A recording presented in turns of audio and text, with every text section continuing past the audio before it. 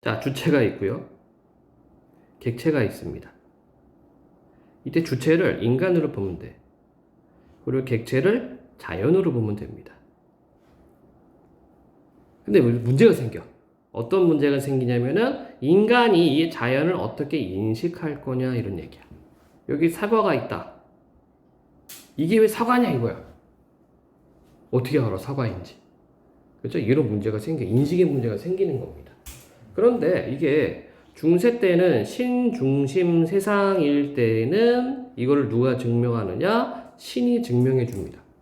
이게 왜 사과야? 그럼 우리 신이 사과라고 했어. 오 마이 갓. 이렇게 되는 겁니다. 근데 그녀가 이걸 딱 보고서 이거 사과 아닌 것 같은데? 에? 이거 자두 아니야? 하는 순간 어떻게 돼? 쟤는 이단이다! 파이어! 이렇게 돼보는 겁니다. 마녀사냥 시작되는 거죠. 그렇죠? 그래서 중세 때의 어떤 그 유럽에서의 모든 기준은 신유로부터 찾죠. 그러다 보니까 여러분들 뭐 세계사 시간에 배웠을 거 아니에요. 사회문화 시간에 배웠을 거 아닙니까? 그러니까 그 교황의 어떤 그 권한이 어마무시하죠. 그렇죠?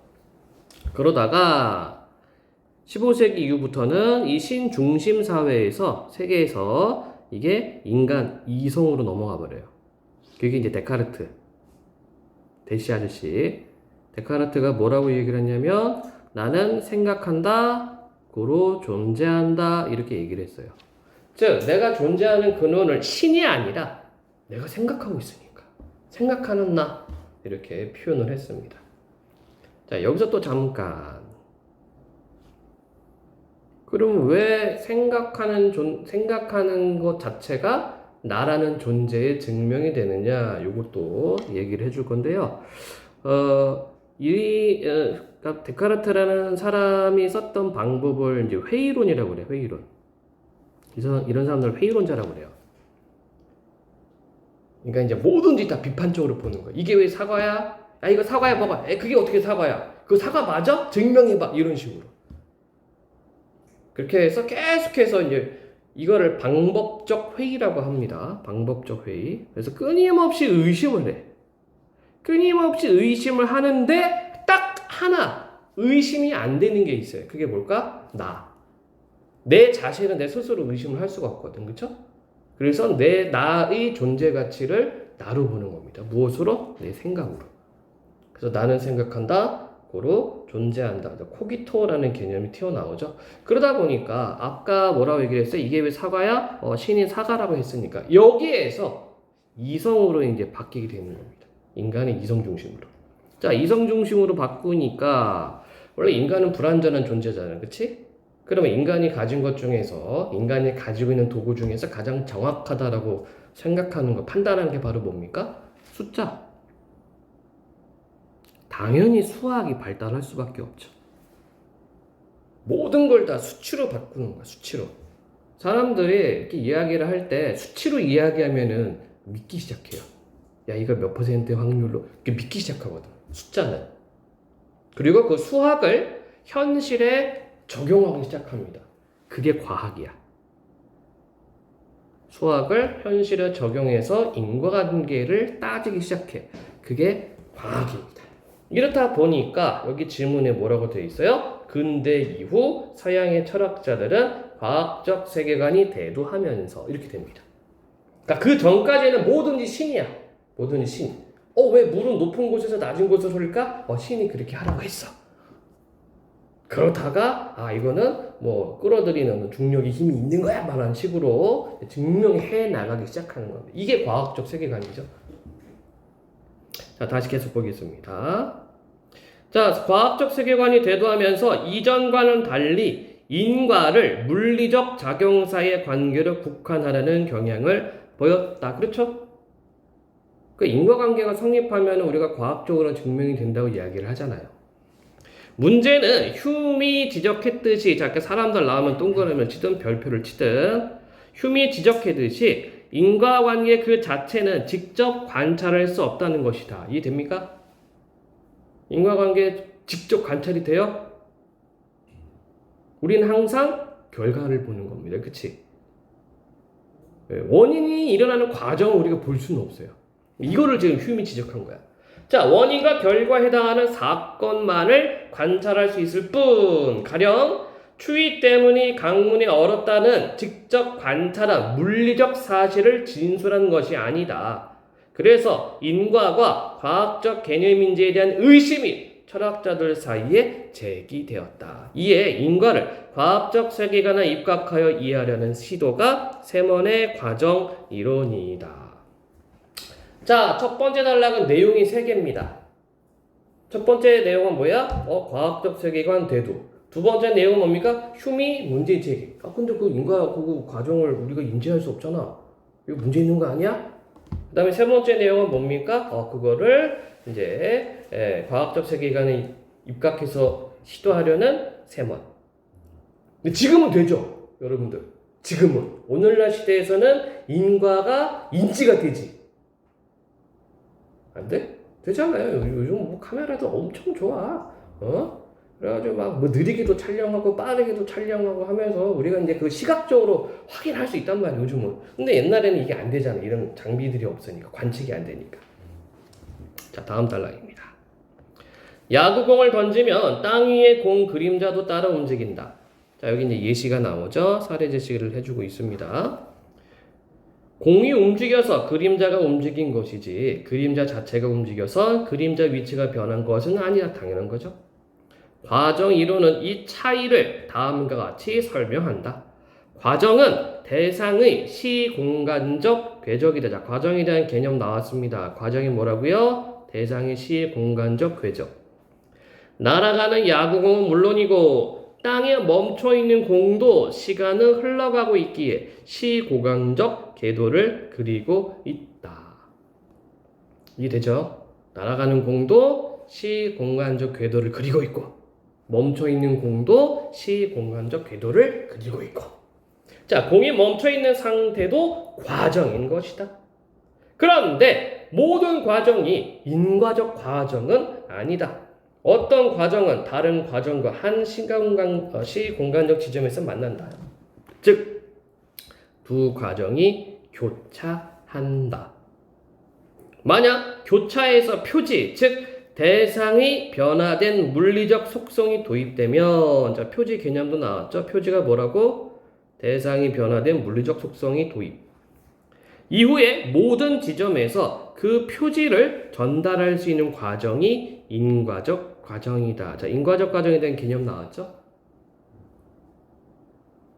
자, 한번 여러분 정리해 볼까요? 여기 개념들이 튀어나왔습니다. 과정이라는 개념이 있었고, 표지라는 과정이 있었고, 그 개념이 있었고, 그 다음에 인과적 과정이라는 개념이 있습니다. 자, 개념 따라가 줘야 되겠지.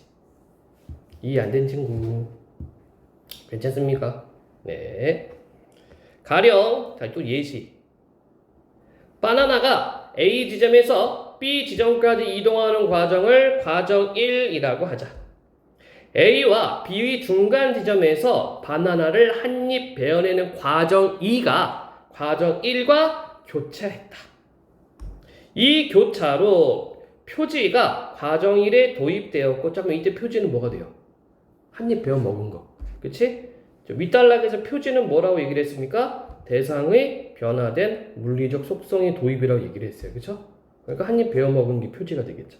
자, 이 교차로 표지가 과정 1에 도입되었고, 이 표지는 B까지 전달될 수 있다. 즉, 바나나는 베어낸 만큼이 없어진 채로 줄곧 B까지 이동할 수 있다. 따라서 과정 1은 인과적 과정이다. 이해됐나요? 윗단락에서 인과적 과정이 뭐라고 얘기를 했습니까?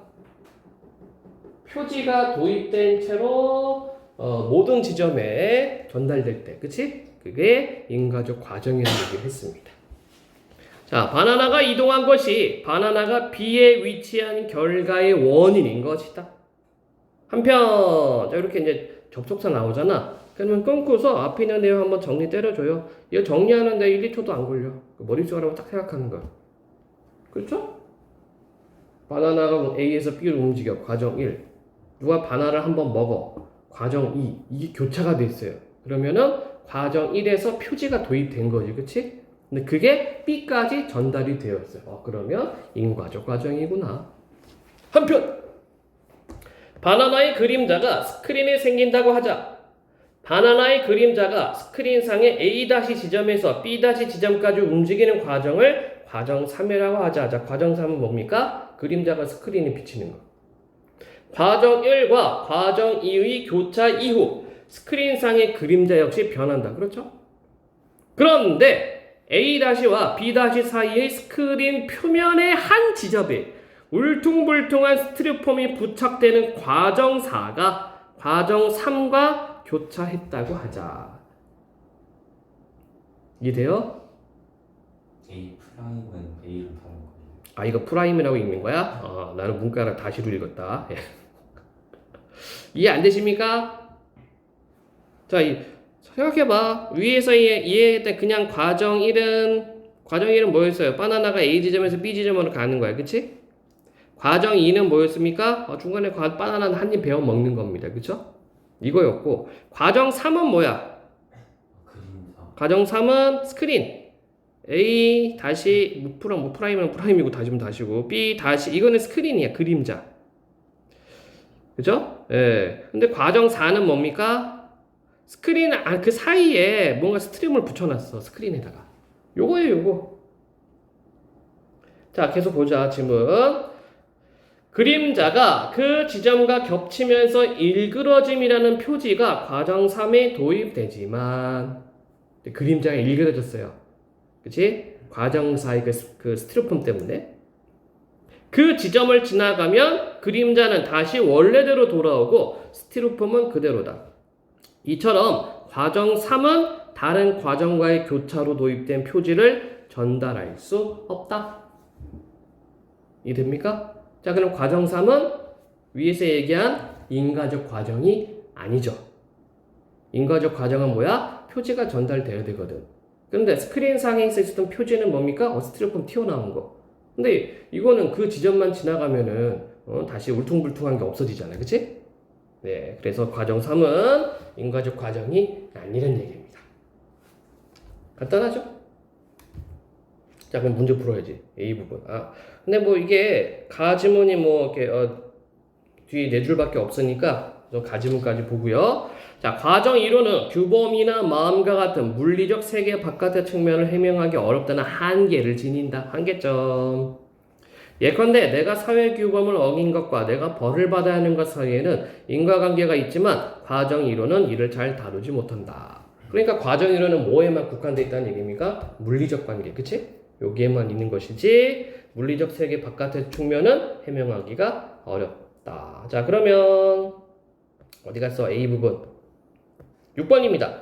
A에 대한 이해로 적절하지 않은 것은 과정 1, 2, 3, 4 있는 거였어요. 1번 바나나와 그 그림자는 서로 다른 시 공간적 궤도를 그리죠. 당연한 거지. 그치? 모든 대상은 시 공간적 궤도를 갖고 있다고 얘기를 했습니다. 과정 1이 과정 2와 교차하기 이전과 이후에서 바나나가 지닌 물리적 속성은 다르죠? 과정 2가 뭐였어? 한 입 베어 먹은 거. 당연히 물리적 속성이 다릅니다. 세 번째, 과정 1과 달리 과정 3은 인과적 과정이 아니죠? 과정 3은 뭐였습니까? 스크린 그림자가 이동하는 거였어. 그치? 근데 중간에 울퉁불퉁한 스티로폼이 있어서 거기 지나갈 때는 울퉁불퉁했지만 다시 울퉁불퉁이 없어졌습니다. 그래서 즉 표지가 끝까지 전달이 안 된 상태. 네 번째, 바나나의 일부를 베어냄으로써 변화된 바나나의 그림자 모양은 과정 3이 과정 2와 교차함으로 도입된 표지다? 아니죠? 당연히 아니지, 그치? 자, 바나나 그림자 모양이 달라졌어요. 왜 달라졌습니까? 과정 1이 과정 2의 도입으로 인해서 그림자가 달라진 거죠. 그러니까 여기는 과정 3, 과정의 교차가 아니라 과정 1이 과정 2와 교차함으로 이렇게 가야 되겠죠. 5번 과정 3과 과정 4의 교차로 도입된 표지는 자, 이때 표지가 뭐였어요? 스티로폼 울퉁불퉁한 거. 과정 3으로도 과정 4로도 전달되지 않는다. 그렇죠? 지나가 버리면 다시 원상태로 되니까 전달되지 않습니다. 그래서 인과적 과정이 아니라고 이야기를 했습니다. 따라서 적절하지 않은 건 4번. 질문하세요. 이해 안 된 친구. 이 정도는 되죠? 예, 좋습니다. 다시 지문으로 점핑. 이번에는 나 지문. 자, 자연현상과 인간사를 인과관계로 설명하는 동아시아의 대표적 논의는 제2론이다. 이게 재앙할 때 제자야. 이는 다르다. 이런 얘기죠. 그래서 재앙이 그때그때 달라요. 한대의 동중서는, 한대는 이제 한나라 때. 하늘이 덕을 잃은 군주에게 제의를 내려 견책한다는 천견설과 인간과 하늘의 공통된 음양의 길을 통해 하늘과 인간이 서로 감응한다는 천인 감응론을 결합하여 제2론을 체계화하였다. 누가? 동중서가. 이런 것들 다 정보니까 체크해내야 되겠지, 그치? 즉 천견설하고 그 다음에 천인 감응론을 결합해서 제2론을 체계화. 자, 그에 따르면 그는 누구? 동중서. 군주가 실정을 저지르면, 다 실정이라는 말 원래 실은 뭐니? 실패할 때 실이죠? 잘못했다 실. 정은 정치. 그러니까 정치를 제대로 못해요. 실정을 저지르면 그로 말미암아 변화된 음양의 길을 통해 감응한 하늘이 가뭄과 홍수, 일식과 월식 등 제의를 통해 경고를 내린다. 이거 보세요. 실정을 저지르면 그로 말미암아 변화된 음양의 길을 통해 감응한 하늘. 이건 천인 감응론이지, 그치? 가뭄과 홍수, 일식과 월식 등 제의를 통해 경보를 내린다. 이게 뭐야? 천견설이죠. 위에서 방금 뭐라고 얘기를 했어요? 동중서가 천견설과 천인 감응론을 결합해서 제2론을 체계화했다 얘기를 했죠? 그대로 나오잖아. 자, 이때 제2는 군주권이 하늘로부터 비롯된 것임을 입증하는 것이자 군주의 실정에 대한 경고였다. 자, 그래서 첫 번째 단락에서 얘기하는 것은 동중서의 제2론에 대한 설명입니다. 자, 내용 질문요. 괜찮습니까? 양면적 성격의 제1호는 신하가 정치적 논의에 참여할 수 있는 명분을 제공하였고, 제의가 발생하면 군주가 직언을 구하고 신하가 이에 응하는 전통으로 구체화되었다. 하지만 자, 이렇게 접속선 하면 끊어야 되겠죠? 그러니까 제1호는 어떻게? 신하가 임금한테 뭐라고 할 수가 있었어. 그치? 네, 나라에 재앙이 발생하면 전하 덕이 부족하여 이러하오니 이래되게 하여 주옵소서 이렇게 할 수 있었단 말이야.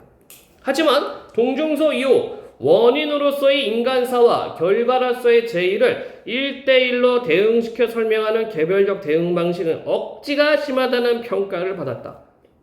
사람들이 의심하지. 아, 그게 진짜야? 왕의 성질이 들어오면 재앙이 내려? 안 믿기 시작하는 거죠, 사람들이. 이 방식은 오히려 예언화 경향으로 이어져 제2를 인간사의 징조로 인간사를 제2의 결과로 대응시키는 풍조를 낳기도 하였고, 요망한 말로 백성을 미혹시켰다는 이유로 군주가 직언을 하는 신하를 탄압하는 빌미가 되기도 하였다. 자, 그러니까 사람들이 점점 어떻다? 이 동중서의 제1론 이거를 이제 안 믿기 시작하는 거죠, 그렇죠? 그래서 오히려 얘가 예언할 경향이 되거나 아니면 신하의 말을 듣지 않거나 이렇게 되었다는 얘기입니다. 자, 이제 기억 포인트 있는 거 예언할 경향. 이후 제2에 대한 예언적 해석은 비판의 대상이 되었고 천인 감흥론 또한 부정되기도 하였다. 하지만 제1론은 여전히 정치 현장에서 사라지지 않았다. 송때에 이르러 주의는, 자, 여러분들이 주자학 이런 말 들어보죠, 그쵸? 이 주의가 주자야. 성리학을 집대성한 사람입니다. 주의는 천문학의 발달로 예측 가능하게 된 일월식을 제2로 간주하지 않는 경향을 수용하였고, 제2를 근본적으로 이치에 의해 설명되기 어려운 자연현상으로 간주하였다. 자, 자연현상으로 보기 시작한 겁니다. 하지만 당시까지도 제2에 대해 군주의 적극적인 대응을 유도하며 안전한 언론 활동의 기회를 제공했던 제1론이 폐기되는 것은 신하의 입장에서 유용한 정치적 기제를 잃는 것이었다. 이 때문에 그는 군주를 경계하는 적절한 방법을 찾고자 제2론을 고수하였다. 이때 그는 누구? 주의. 그러니까 주의가 생각할 때 이 제2는 말로 설명할 수 없는, 그쵸? 자연현상이지만 그래도 그게 있으면 그래도 신하들이 왕한테 뭐라고 할 수 있거든. 그래서 군주를 경계하는 적절한 방법, 이걸 제1론이라고 생각한 겁니다.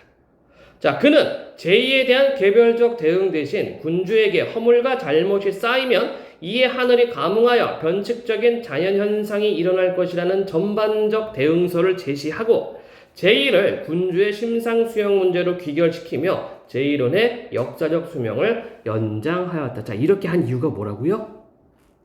이거죠. 안전한 언론 활동을 위해서. 그치? 자, 요 문제부터 먼저 갈까요? 적절한 방법을 찾는다. 바꿔쓰기. 9번이었나? 적절한 방법을 찾는다. 모두가 만족하는 대책을 찾는다. 국어사전을 찾는다. 농산물을 찾는다. 건강을 찾는다. 독립을 찾는다. 누가 봐도 답은 1번이죠? 방법 찾는 거니까. 이렇게 대응시키면 되겠네. 자, 나지문 질문요. 안 계십니까? 주작이랑 성리학 같은 거예요.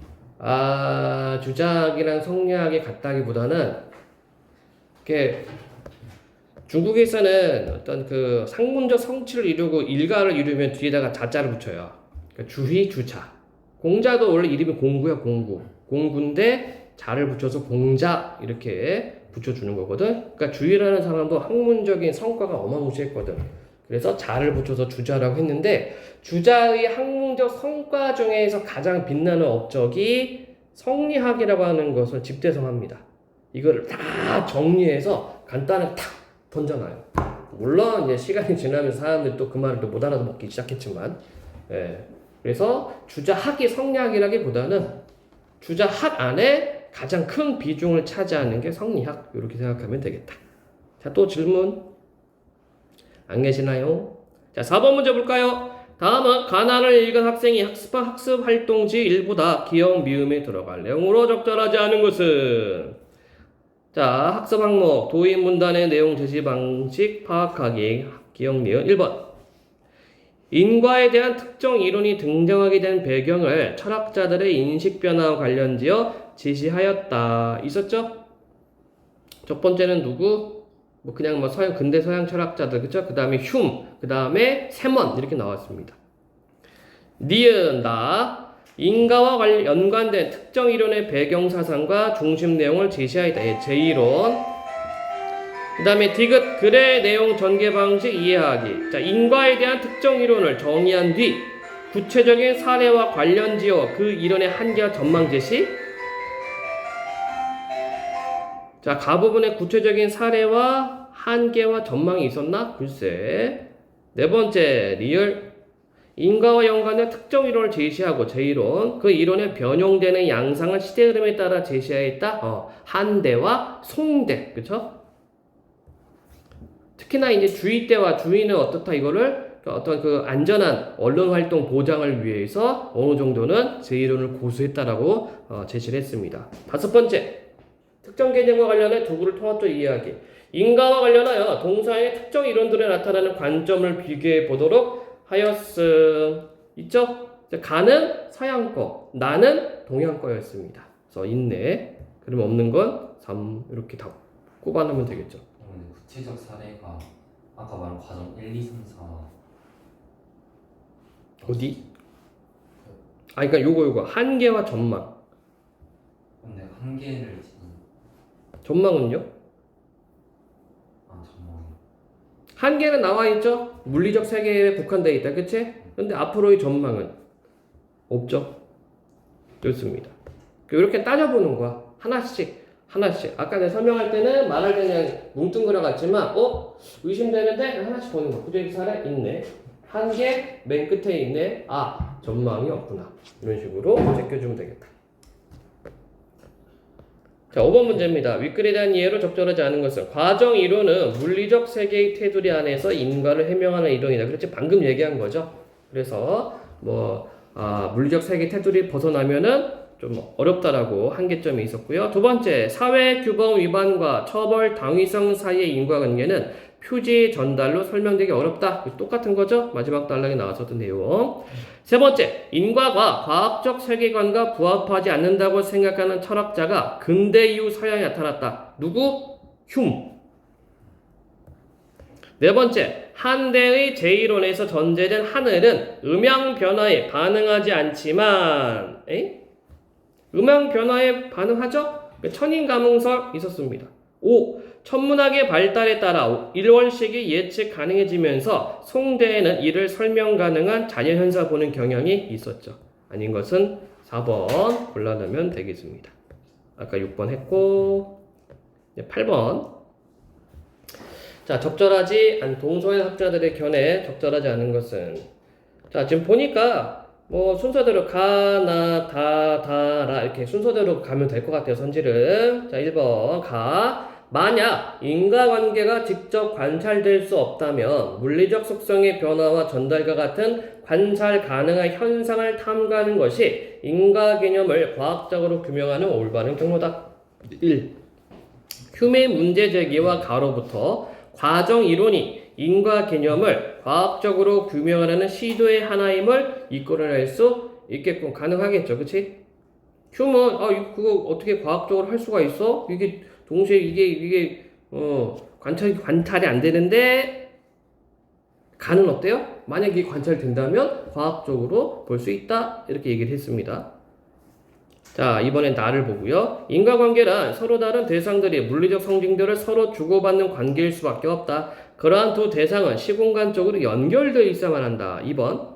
인과관계를 대상 간의 물리적 상호작용을 국한하는 나의 입장은 맞고, 대상 간의 감흥을 기반으로 한 동중서의 제1론이 보여준 입장과 부합하겠군. 그런가요? 동중서의 천인감흥설이 이게 물리적으로 되나? 3. 치세와 다를 봐야 되죠. 덕이 잘 닦인 치세에서는 제1을 찾아볼 수 없었고 세상의 변고는 모두 난세 때에 출현했으니 하늘과 인간이 서로 통하는 관계임을 알 수 있다. 3. 치세와 난세의 차이를 제2의 출현료로 설명하는 다에 대해 동종서와 주의는 모두 제1론에 입각하여 수용 가능한 견 입장 취하게. 그렇죠? 4. 덕이 물리적 세계 바깥의 현상에 해당한다면 덕과 세상의 변화, 맞죠? 다 맞죠? 예. 덕과 세상의 변화 사이 인과관계가 있다고 본 다는 세mon의 인론에 입각하여 설명되기 어렵겠군. 그렇고요. 5. 지방 간의 실정에서 도입된 표지가 홍수로 이어지는 과정으로 전달될 수 없다면 세mon은 실정이 홍수의 원인이 아니라는 점에서 라이 동의에 그렇습니다. 다른 소리 아닌 것은 2번 뒷부분 대상 간의 감흥을 기반한 동중서의 제1론이 본 입장과 부합한다. 이게 물리적 상호작용이 아니죠. 얘는. 이렇게 답을 찾으면 되겠네요. 9번 아까 했네. 쉬는 시간입니다. 뿅뿅뿅. 어디 보자. 우리가 시간 관계상 다 영역별로 좀 쳐볼까? 영역별로. 14, 17을 먼저 볼까요? 네, 영역별로 조금 띄엄띄엄 좀 보도록 하겠습니다. 과학 지문이 되는 거고 PCR과 관련된 겁니다. 여러분들 많이 해봤죠? 네, 코 많이 수조 봤을 거야. 네, 그거와 관련된 내용이고, 자, 내용 묻는 문제가 있고요. 그 다음에 포인트 문제, 기억 니은이 있고, 그 다음에 추론 형태 문제가 있네요. 16번에. 그리고 얘는 뭐냐? 이거 그냥 내용이구나. 외적 중고가 아니라 그냥 내용 묻는 문제들 나와 있습니다. 자, 보도록 하지요. 생명 쪽에 관심 있는 친구는 좀 좋아할 만한 질문이 되려나? 예. 준영 생명 쪽 생각하고 있다고 그랬니? 이거 잘 봐, 그러면. 예, 생명과 관련된 겁니다. 자, 1993년 노벨 화학상은 중합효소, 이거 화학이구나. 중합효소 연쇄반응 PCR를 개발한 멀리스에게 수여된다. 이야, 이 사람 때문에 우리가 이제 열심히 코 쑤신 거야. 염기 서열을 아는 DNA가 한 분자라도 있으면 이를 다량으로 증폭할 수 있는 길을 열었기 때문이다. 뭐를 알면? 염기 서열을 아는 DNA. 요걸 알면은 증폭할 수 있대요. PCR은 주형 DNA, 프라이머, DNA 중합효소, 4종의 뉴클레오타이드가 필요하다. 지금 4개가 있어야 된다는 얘기다. 그죠? 뭔지 모르겠어. 나도 잘. 주형 DNA란 이제 개념 나간다. 그지? 시료로부터 추출하여 PCR에서 DNA 증폭의 바탕이 되는 이중가닥 DNA를 말하며 증폭할 때 필요한 이중가닥 DNA. 주형 DNA에서 증폭하고자 하는 부위를 표적 DNA라 한다. 증폭되는 부분이 표적 DNA. 프라이머는 표적 DNA 일부분과 동일한 염기 서열로 이루어진 짧은 단일 가닥 DNA로. 자, 여기서 우리가 이제 뽑아갈 게 뭐가 있니? 표적 DNA 일부분과 동일한 염기 서열로 이루어져 있다. 그쵸? 이런 정보들 추출해내야 되겠죠. 이 종의 프라이머가 표적 DNA 시작과 끝에 각각 결합한다. 자, 결합하는 부분도 나와 있습니다. 자, DNA 중합 효소는 DNA를 복제하는데 단일 가닥 DNA의 각 염기 서열에 대응하는 뉴클레오타이드를 순서대로 결합시켜 이중 가닥 DNA를 생성한다. 아하. 자, 그래서 첫 번째 단락에서는 이제 PCR에 관련돼서 PCR의 구조에 대해서 지금 이야기했습니다. 주용 DNA, 프라이머, DNA 중합효소, 4종의 뉴클레오타이드, 그쵸? 요거 얘기를 했고 각각 무슨 기능을 하는지 어떤 부분인지 이야기를 했다. 질문. 과학 질문이 어려운 이유가 이런 거죠. 너무 짜잘해. 그렇죠? 아까 얘기했다시피 인문사회 예술 질문은 정보가 덩어리로 이루어져 있기 때문에 빨리빨리 볼 수가 있거든. 그런데 그거 보는 것처럼 과학 질문 보면 망하는 거야. 정보가 너무 많잖아. 그럼 속도를 템포를 늦춰야 돼요. 똑같은 길이 지문을 하더라도 읽는 속도는 약 한 1.2배 정도 여러분이 더 늦춰야 됩니다. 템포를. 그러면 0.8배 속으로 읽어야 된다는 얘기인가? 네. 자, PCR 과정은 이 단락은 이제 과정이 되겠다. 우선 열을 가해 이중 가닥의 DNA를 두 개의 단일 가닥으로 분리한 것으로 시작한다. 이후 각각의 단일 가닥 DNA에 프라이머가 결합하면 DNA 중합 효소에 의해 복제되어 두 개의 이중 가닥 DNA가 생긴다. 일정한 시간 동안 진행되는 이런 DNA 복제 과정이 한 사이클을 이루며 요게 이제 한 사이클이군요. 그죠? 1사이클. 사이클마다 표적 DNA 양은 2배씩 증가한다. 뭐 어려운 거 없죠? 이 과정이 한 바퀴가 한 사이클, 그때마다 표적 DNA 양은 2배씩 증가. 자, 그리고 DNA 양이 더 이상 증폭되지 않을 정도로 충분히 사이클을 수행한 후 PCR을 종료한다. 아하, 증폭이 더 이상 안 되면은 PCR 끝. 전통적인 PCR은 PCR의 최종 산물에 형광물질을 결합시켜 발색을 통해 표적 DNA의 증폭 여부를 확인한다. 그러니까 여러분들이 이제 간이 편의점에서 파는 거, 그지? 약국에서 팔고 하는 거 해서 2줄 나오잖아. 이거예요. 발색이 이거예요. 이거. 선 나오는 거. 자, PCR은 시료의 표적 DNA 양도 알 수 있는 실시간 PCR이라는 획기적인 개발로 이어졌다.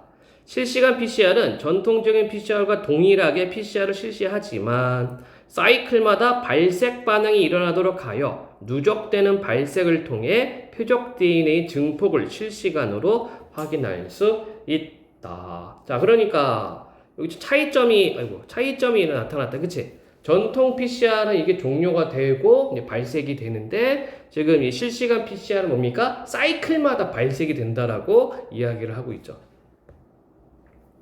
자, 이를 위해 실시간 PCR에서는 PCR 과정의 발생 물질이 추가로 필요한데 이중가닥 DNA 특이 염료 또는 형광 표식 탐침이 이에 이용된다. 그렇잖아. 생각해봐요. 사이클마다 발색이 돼야 된다고 하니까, 그지? 필요한 거죠. 발색 물질이 추가로 필요할 수밖에 없겠다. 자, 먼저 기억 포인트 문제 15번 문제하고 연결되어 있어요. 이중가닥 DNA 특이 염료는 이중가닥 DNA 결합하여 발색하는 형광 물질로 새로 생성된 이중가닥 표적 DNA 결합하여 발색함으로 표적 DNA의 증폭을 알 수 있게 한다. 예, 새로 생성된 이중가닥 표적 DNA 결합해. 새로 생성된 거야. 새로 생성된 거니까 이건 증폭된 거죠. 그래서 발색이 되었다 그러면 증폭됐구나 알 수 있죠. 다만 이중가닥 DNA 특이 염료는 모든 이중가닥 DNA 결합할 수 있기 때문에 두 개의 프라이머끼리 결합하여 이중가닥의 이합체를 형성한 경우에는 이와 결합하여 의도치 않은 발색이 일어난다. 자, 이합체라는 말이 나왔죠? 이합체가 뭐란 얘기입니까? 두 개의 프라이머끼리 결합한 거. 근데 이때도 또 발색이 난대. 그러면 뭐 진단 키트를 만들었을 때 오류가 생길 수도 있겠다, 그치? 실제로 증폭해서 해야 되는데 그렇지 않고 프라이머끼리 붙었을 때 그것 때문에 또 발생이 될 수도 있으니까. 자, 다음 형광표식 탐침은 형광물질과 이 형광물질을 억제하는 소강물질이 붙어있는 단일가닥 DNA 단편으로. 자, 소강이래요, 소강. 여러분들 음소거 할 때 소야, 소 제거한다는 뜻이야. 소광하면은 빛을 억제한다 이런 의미가 있겠죠. 형광은 뭘까? 형광. 형광. 형은 무슨 얘기예요? 형! 형이 뭘까? 형. 형태. 형은 뭐예요? 드러나다, 나타난다는 얘기죠. 그 형광하면은 빛이 나타난다는 뜻이에요. 소광하면은 빛을 억제한다는 얘기고. 그러니까 얘는 형광 표식 탐침은 두 개가 같이 있어. 자, 표적 DNA에서 프라이머가 결합하지 않는 부위에 특이적으로 결합하도록 설계된다. 오. 그러니까 프라이머가 결합하지 않는 부위에 결합해요. 그러면 위에 있었던 이중가닥 DNA는 프라이머끼리 결합한 이합체에서도 발생이 될 수 있다고 얘기를 했잖아, 그치? 그러니까 얘는 형광표준 탐지 우선 그 문제는 피해가네, 그렇죠? 자, PCR 과정에서 이중가닥 DNA가 단일가닥으로 되면 형광표식 탐침은 프라이머와 마찬가지로 표적 DNA 결합한다. 이후 DNA 중합효소에 의해 이중가닥 DNA가 형성되는 과정 중에 탐침은 표적 DNA와의 결합이 끊어지고 분해된다. 탐침이 분해되어 형광물질과 소광물질 분리가 일어나면 비로소 형광물질이 발색되며, 그렇죠? 아까 소광은 뭐라고요? 빛을 나는 걸 억제하는 거야. 근데 그 억제하는 물질이 떨어져 나가니까 빛이 나겠지. 이로써 표적 DNA가 증폭되었음을 알 수 있다. 형광표식 탐침은 표적 DNA 특이적으로 결합하는 장점을 지니나 상대적으로 비용이 비싸다. 자, 다음 A 부분. 실시간 PCR에서 발색되는 발색 정도, 증폭된 이중가닥 표적 DNA 양에 비례하며 양이 많을수록 또 색깔도 진하게 나오겠다. 일정 수준의 발색도에 도달하는 데 필요한 사이클은 표적 DNA 초기 양에 따라 달라진다. 이거 당연한 거 아닙니까? 초기에 양이 많으면 어때요? 몇 사이클 안 돌고서 이제 짠 나타나겠지, 그치? 근데 양이 적으면은 좀 사이클 좀 많이 돌아가야 될 테고. 사이클의 진행에 따른 발색도의 변화가 연속적인 선으로 표시되며 표적 DNA를 검출했다고 판단하는 발색도에 도달하는 데 소요된 사이클을 CT값이라고 한다. 표적 DNA 농도를 알지 못하는 미지시료의 CT값과 표적 DNA 농도를 알고 있는 표준시료의 CT값을 비교하면 미지시료에 포함된 표적 DNA 농도를 계산할 수 있다. 표적 DNA랑 일반 DNA랑 뭐가 다른가? 오, 표적 DNA는 여기서 뭐라고 얘기를 했어요? 표적 DNA 어디 갔냐? 이중가닥 어디 있지? 여기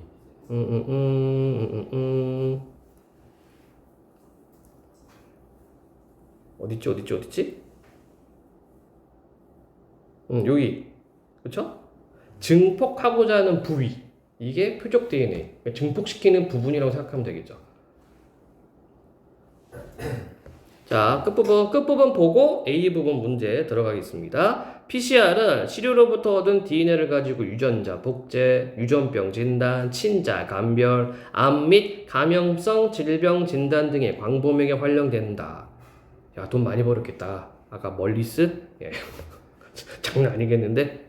특히 실시간 PCR을 이용하면 바이러스의 감염 여부를 초기에 정확하고 빠르게 진단할 수 있다. 그래서 그 진단 키트 나왔을 때도 좀 획기적이었죠. 거의 90% 확률로 나온다고 했으니까. 물론 이제 될 수도 있을 테고. 자, A 부분입니다. 어쨌든 멀리서 아저씨 돈 많이 벌었겠다, 그지?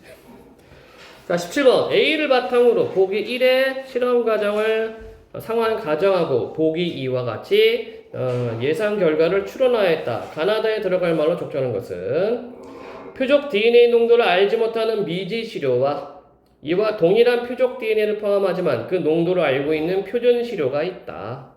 위 각 시료의 DNA를 주형 DNA로 하여 같은 양의 시료로 동일한 조건에서 실시간 PCR을 실시한다. 만약 A는 미지였죠? B는 기준이었나? 표준? 표준 시료. 자, A가 B보다 표준 DNA 초기 농도가 높다면, 농도가 높대요, A가. 표적 DNA가 증폭되는 동안 사이클이 진행됨에 따라 시간당 시료의 표적 DNA 증가량은 A가 B보다 어때?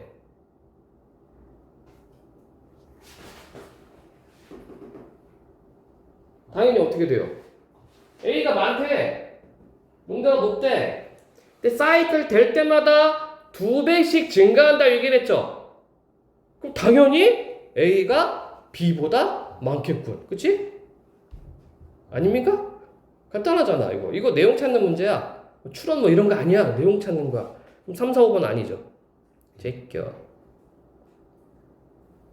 그 다음에 실시간 PCR의 CT값에서의 발색도는 A가 자 발색도예요. 발색도는 어때야 돼? 이거 너무 뻔한 거 아닙니까? 발색도는 어떻게 됩니까? 결과적으로 높게 나와?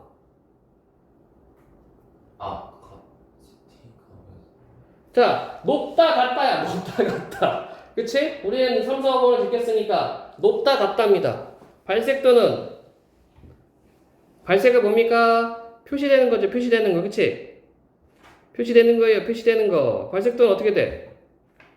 높게 나와요? 같을 수밖에 없죠. 이거는 증폭이 됐냐 안 됐냐를 확인하는 거야. 그게 발색으로 나타나는 겁니다. 그쵸? 물론 사이클에 해당될 때마다 발색도가 나타나지만 일정 수준이 되면은 발색도는 같겠지. 왜? 더 진해질 필요가 없잖아. 이거는 위에서 얘기한 것은 검출하는 겁니다. 만약에 이거를 내가 모른다고 치자. 잘 모르겠어. 그러면은 다 따라서 실시간 PCR의 CT 값은 A가 B보다 어때요? 작다? 크다? 작다? 크다? A에서 CT 값을 뭐라고 그랬습니까? 검출했다고 판단하는 발색도에 도달하는 데 소요된 사이클 값이야. 근데 A가 농도가 더 진했어. 그럼 덜 돌아야지, 그치? 사이클이 더 낮죠? 이해됩니까? 네, 작겠군. 답 2번이죠? 이거는 조건 찾는 겁니다. 이건 뭐 추론도 아니고 그냥 내용 찾는 거야. 질문. 근데 그럼 여러 번 진행되면 발색도 낮아지는. 네? 자, 다시요. A 부분에서 얘기한 건 뭐냐면은, 자, 이 발색은 뭡니까? 검출됐는지 안 되는지 판단하는 정도밖에 안 돼. 그쵸? 그러니까 일정 수준이 지나면은 이 발색도는 같을 수밖에 없는 거야. 그치? 근데 하나는 농도가 진하고 처음에 하나는 농도가 약해. 그럼 이거 사이클을 돌린다고 칩시다. 그러면 농도가 진한 애는 몇 사이클 안 돌려도 이게 검출됐다라고 표시가 뜨겠지. 근데 양이 적은 애는 어때요? 계속 그 사이클 과정을 반복하겠죠. CT 값이 뭐라고요? 소요된 사이클 값은 CT라고 해. 그러면 농도가 진한 애는 사이클 값이 작겠지. 많이 안 돌려도 되잖아. 그죠? 그래서 17번 답, 이거는 3점짜리를 줄 필요가 없을 것 같아요. 답은 2번. 그럼 그 발색이 되는 딱 첫 한 사이클 돌렸을 때 발색이 되는 정도는 다 다른 거예요? 그치, 처음엔 다르죠. 근데 PCR 증폭이, 이게 더 이상 증폭이 안 되면 PCR이 종료된다고 얘기를 했잖아요. 그쵸? 그러면은 결과적으로는 발색은 같게 되겠지. 물론 시간은 다를 거야. 먼저 발색도의 그러니까 PCR이 종료되는 시간은 다르죠. 사이클 값이 다르니까. 그런데 그 발색도는 같다. 17번 했고. 또 질문하세요. 14번 윗글에서 알 수 있는 내용으로 적절하지 않은 것은 자, 2종의 프라이머 각각의 염기 서열과 정확히 일치하는 염기 서열을 주형 DNA에 찾을 수 있죠.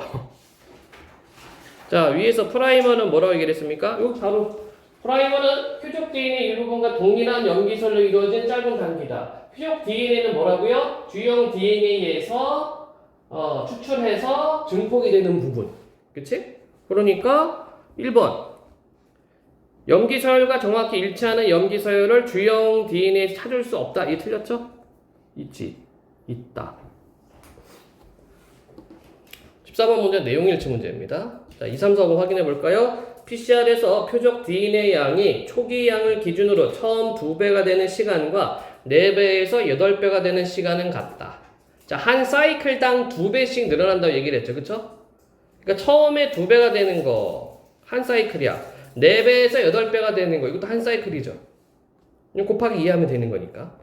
세 번째, 전통적인 PCR은 표적 DNA 농도를 아는 표준 시료가 있어도 미지 시료의 표적 DNA 농도를 PCR 과정 중에 알 수가 없죠. 검출이 안 돼. 다 돌려야 돼. 그래서 실시간은 어떻다? 실시간은 사이클마다 확인할 수 있다고 얘기를 했습니다. 그런데 전통적인 것은 이게 증폭이 다 끝나야 돼. 네 번째, 실시간 PCR은 가열 과정을 거쳐야 시료에 포함된 표적 DNA 양을 증폭할 수 있죠. 가열 과정을 해야지 그 DNA 이중을 단일로 만든단 말이야. 다섯 번째, 실시간 PCR을 실시할 때 표적 DNA 증폭이 일어나려면 DNA 중화 효소와 프라이머가 필요하다. 이건 아까 과정이었습니다. 따라서 아닌 것은 1번. 자, 15번 이중가닥 DNA 특이 염려하고 그 다음에 형광 표식 탐침 가장 적절한 것은 자, 기억은 니은과 달리 프라이머와 결합하여 이합체를 이룬다. 자, 이합체를 이루는 것은 뭐였어요? 프라이머와 결합하는 것이 아니라 두 개의 프라이머가 결합한 것을 이합체라고 얘기를 했었죠. 여기 있네. 그쵸? 두 개의 프라이머끼리 결합한 것이 이합체입니다. 그 다음에 2번 기억은 니은과 달리 표적 DNA 붙은 채 발색 반응이 일어난다. 요건가요? 여기 방금 읽었던 부분이다. 그쵸? 예, 이 부분에 이중가닥 DNA 특이 염려는 모든 이중가닥 DNA에 결합할 수 있기 때문에 결합해서 발색되는 거죠. 그치? 결합하여 발색한다. 적절한 것은 2번이 되겠고 3, 4번 확인하겠습니다. 니은은 탐침 기압과 달리 형광물질과 결합하여 이합체 이루는 것은 두 개의 프라이머였습니다.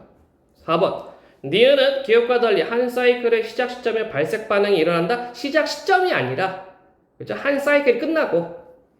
다섯 번째 기억과 니은은 모두 이중가닥 표적 DNA 결합한다. 자, 이중가닥 표적 DNA 결합하는 것은 기억이죠. 니은이 아니라. 따라서 가장 적절한 것은 2번. 질문하세요. 괜찮나요? 16번 어느 바이러스 감염증의 진단검사에 PCR을 이용하려고 한다. 윗글을 읽고 이해한 반응으로 가장 적절한 것은 전통적인 PCR로 진단검사를 할 때 시료에 바이러스의 양이 적은 감염 초기에는 감염 여부를 진단할 수 없겠고 그런가요? 바이러스 양이 적은 감염 초기에는 감염 되죠? 이것도 증폭 어차피 이거 증폭을 한다고 얘기를 했기 때문에 되는 겁니다. 두 번째, 전통적인 PCR로 진단검사를 할 때 DNA 증폭 여부 확인에 발생 물질이 필요하죠? 얘도 필요해. 발생 물질이 있어야 돼. 세 번째, 전통적인 PCR로 진단검사를 할 때 실시간 증폭 여부를 확인할 필요가 없어 진단에 걸리는 시간을 줄이는 것은 실시간 증폭입니다. 네 번째, 실시간 PCR로 진단검사 할 때 표적 DNA의 염기 서열이 알려져 있어야 감염 여부를 분석할 수 있다. 이건 당연한 거고. 다섯 번째, 실시간 PCR로 진단검사를 할 때 감염 여부는 PCR이 끝난 후에 알 수 있지만 아니죠? PCR이 끝난다는 것은 증폭이 끝난 거야. 그런데 실시간은 사이클마다 알 수 있다고 얘기를 했습니다. 따라서 적절한 건 4번. 질문요. 괜찮습니까?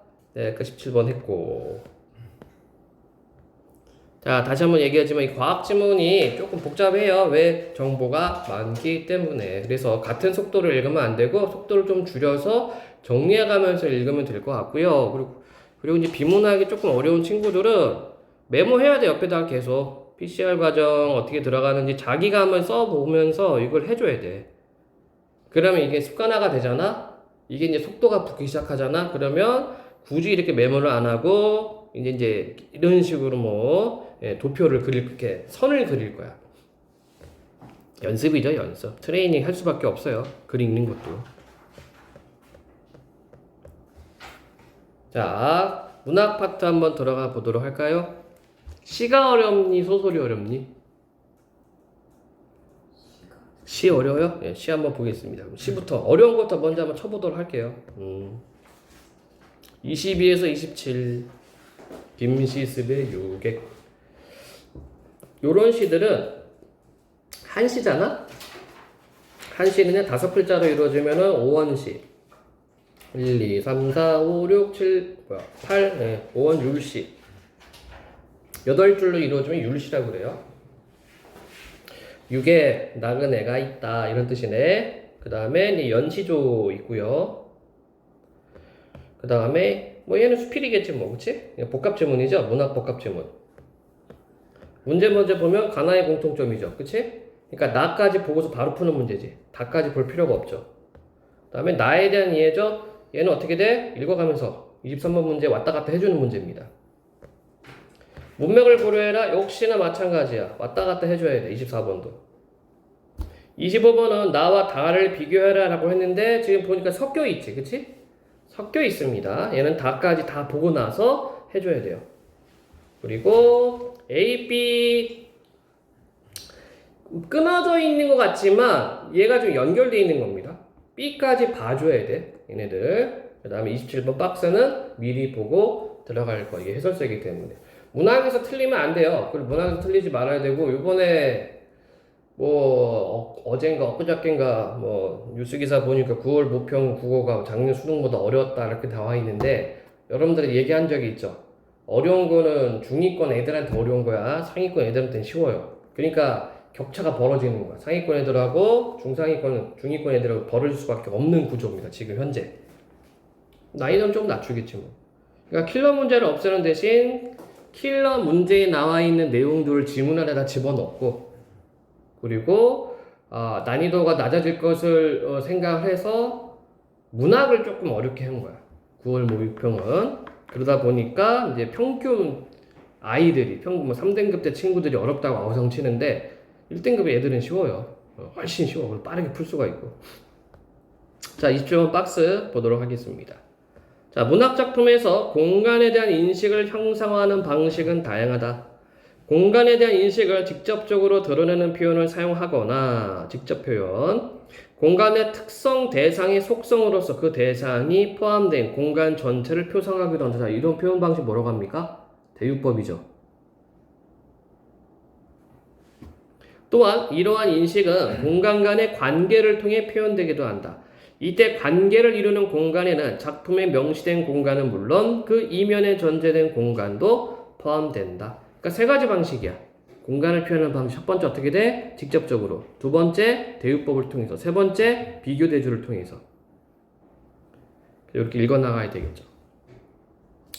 혹시나 해서 다시 여러분들 시 읽는 방법 정리하고 넘어가도록 할게요. 혹시나 해서. 간단합니다. 시. 고전시가도 마찬가지고 현대시도 마찬가지다. 시 어렵지 않아요. 여러분들 시를 볼 때 정서부터 찾아. 정서가 뭡니까? 느낌이야. 여러분들의 교과서에서 배우는 시 99%가 다 서정시입니다. 서사시 없어. 딱 하나 나와. 용비어천각. 근데 그거 문법으로 배워. 문학으로 안 배웁니다. 느낌 찾으면 되고, 그 다음에 왜 그런 느낌 나왔는지 보면 됩니다. 그러면 뭐에 대한 느낌이냐? 시적 대상이거든. 시적 대상이 뭘로 제시되어 있냐면 제목으로 되어 있어. 제목.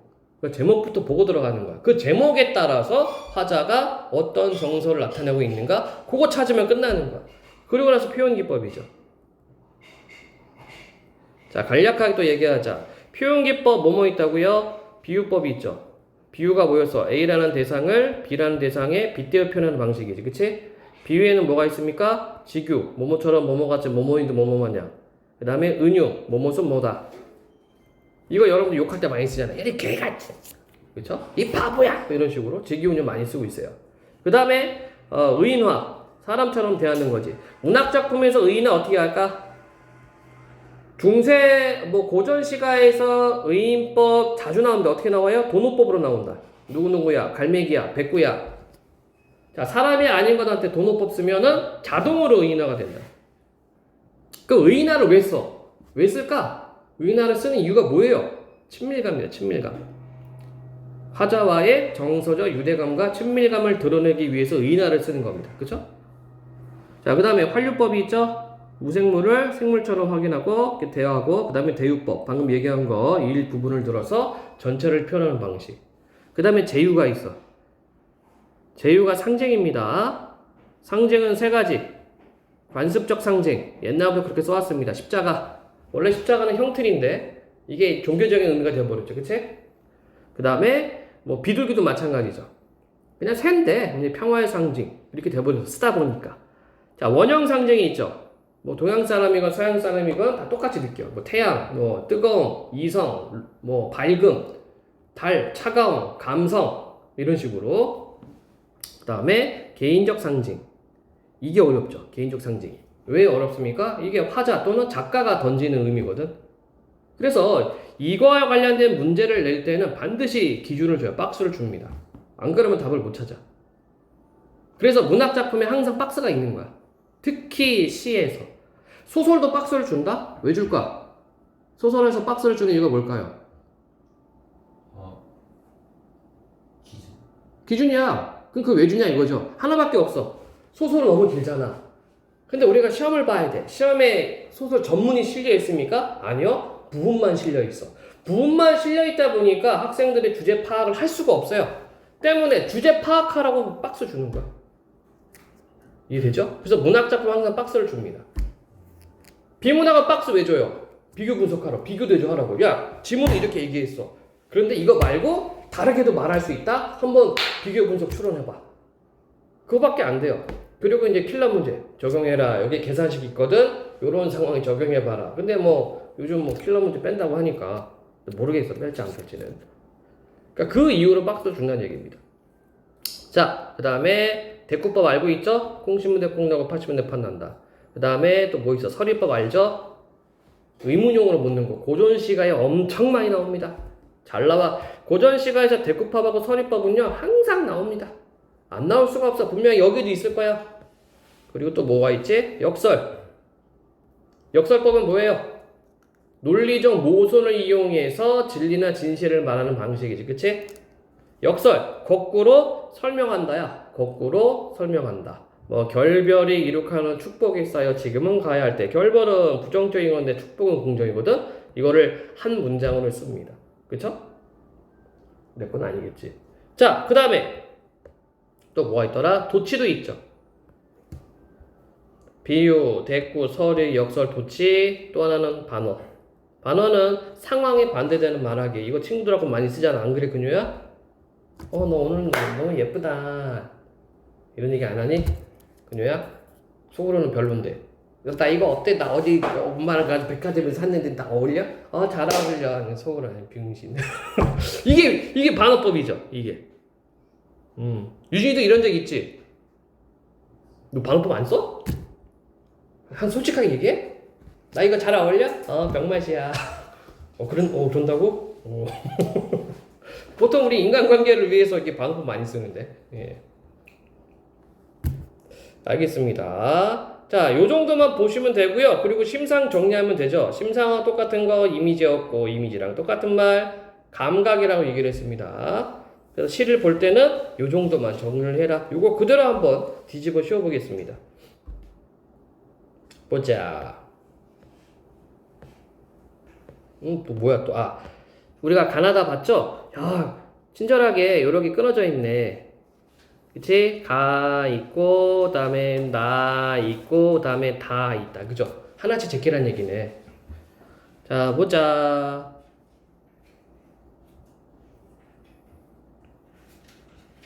김시습에 유객 나그네가 있다. 자, 아까 뭐라고 얘기를 했어요? 이게 시적 대상이야. 그치? 그럼 이 시적 대상에 대해서 정서 반응이 어떻게 나오고 표현기법 어떻게 하고 있는가 보면 되죠.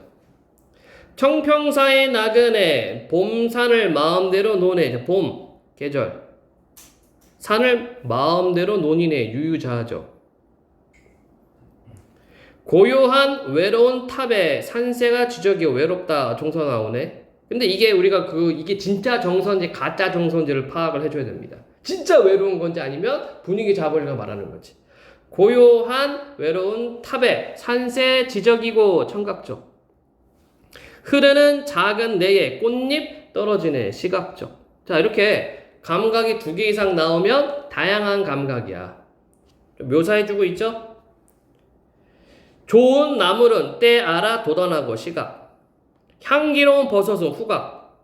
비 맞아 부드럽네. 촉각. 오, 다 쓰고 있네. 시읍졸이며 신선 골짝 들어선 이제 긍정적으로 보고 있다. 뭐를? 이 골짜기를. 나의 백년. 자, 표면적 화자가 드러나 있네요. 표면적 화자가 있고 나의 백년 근심이 사라지네. 자, 그러면 여기에서 외로운 탑은 진짜 외로운 게 아니지. 그냥 분위기 묘사해 준 거죠. 그쵸? 그럼 전체적으로 봤을 때 화자의 정서는 뭘까? 구체적으로 안 나와도 좋아요. 긍정적이다. 긍정 반응을 보이고 있습니다. 뭐에 대해서 긍정 반응 보이고 있어? 이 나그네에 대해서. 왜? 그렇다면 왜죠? 왜 찾아야 돼? 왜? 자연 풍경과 너무 잘 어우러졌거든. 그래서 끝에 가서 뭐라고 얘기를 합니까? 나의 백년 근심이 사라지네. 이렇게 얘기를 했거든. 이 분위기가 좋은 거야, 이 사람은. 오케이? 자, 그럼 문제 풀어야죠. 가의 신선 골짜기는 화자가 지향하는 공간으로서 맞네. 지향은 그쪽으로 간다는 얘기야. 이에 대립되는 곳으로 백년 근심이 유발된 공간이 이면에 전제된 것이라 할 수 있죠. 그럼 백년 근심이 근심이 유발된 공간은 우리가 알 수 있겠지. 속세지 뭐. 이렇게 푸는 겁니다. 간단하죠? 네. 이번엔 연시조. 또 있었나? 풀 수 있는 게?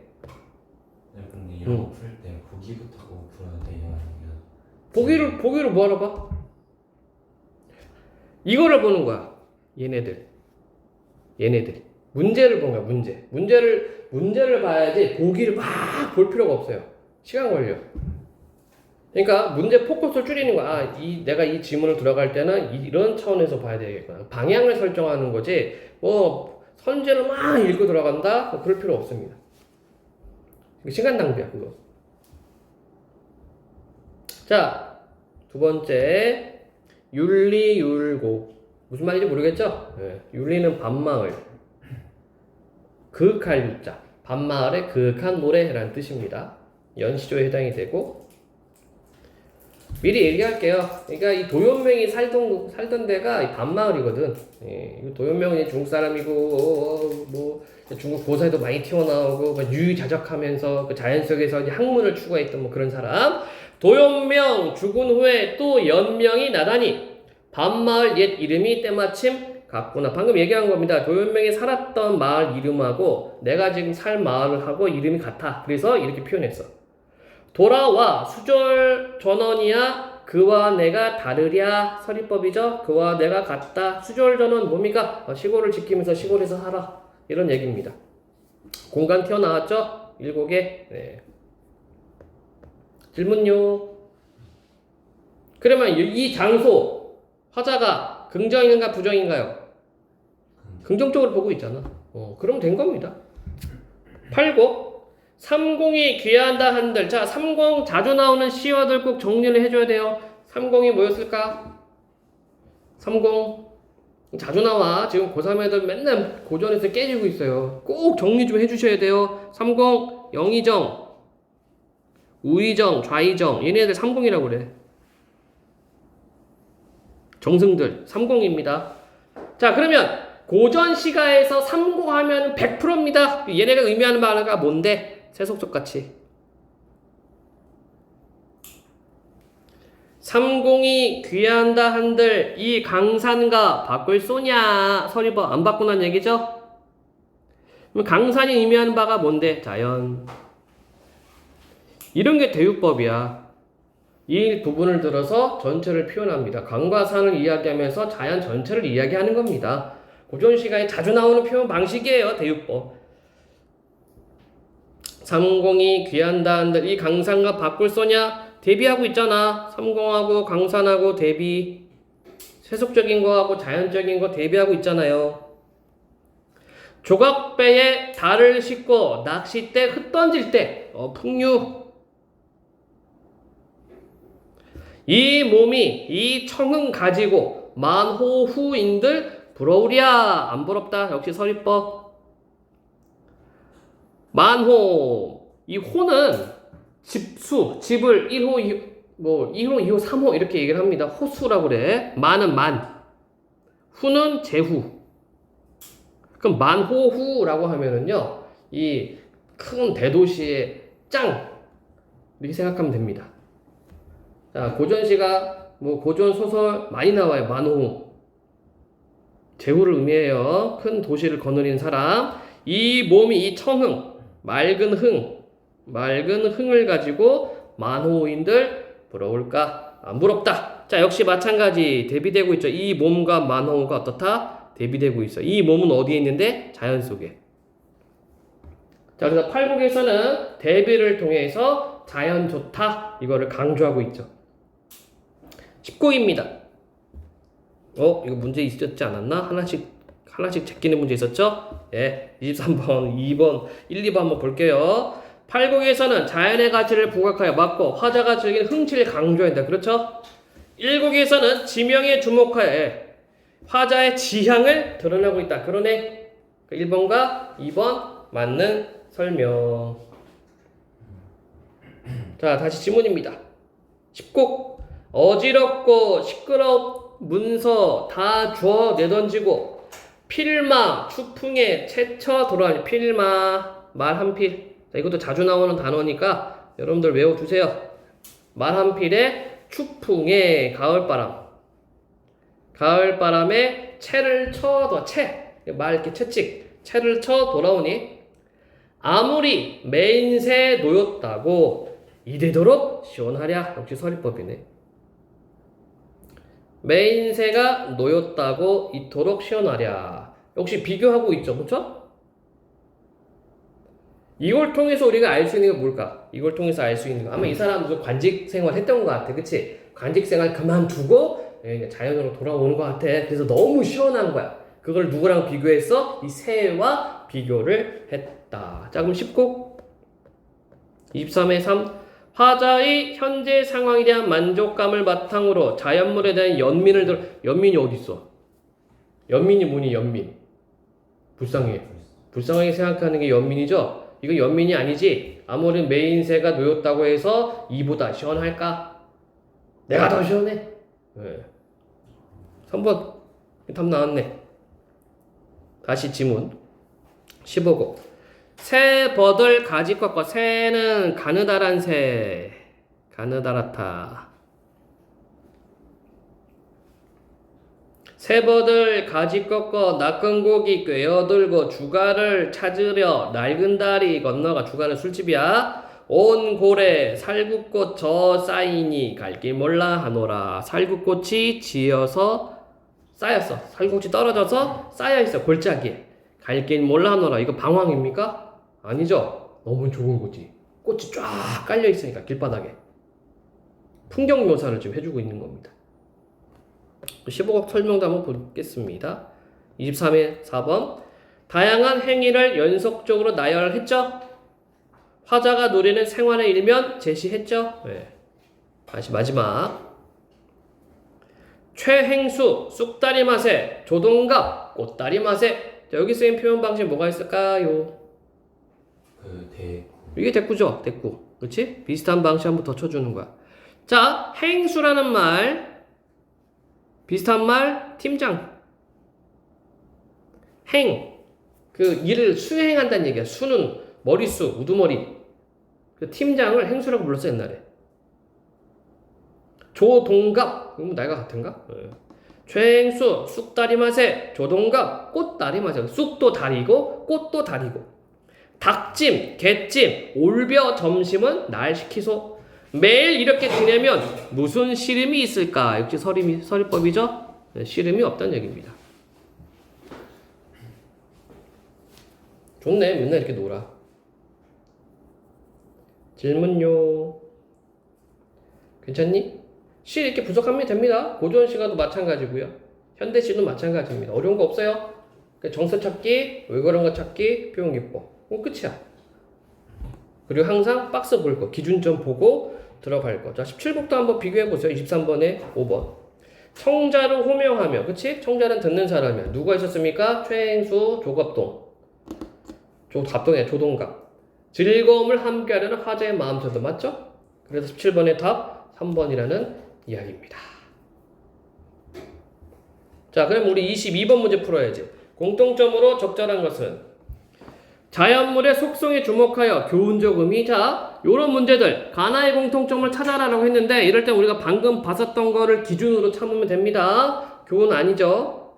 자연 풍류였어. 서리적 표현을 통해 추구하고자 하는 태도 제시하는 있어요. 나에는. 그러면 가에서 확인해 주는 거야. 그러면 가에서 확인해 주면 됩니다. 가에 서리법이 없다.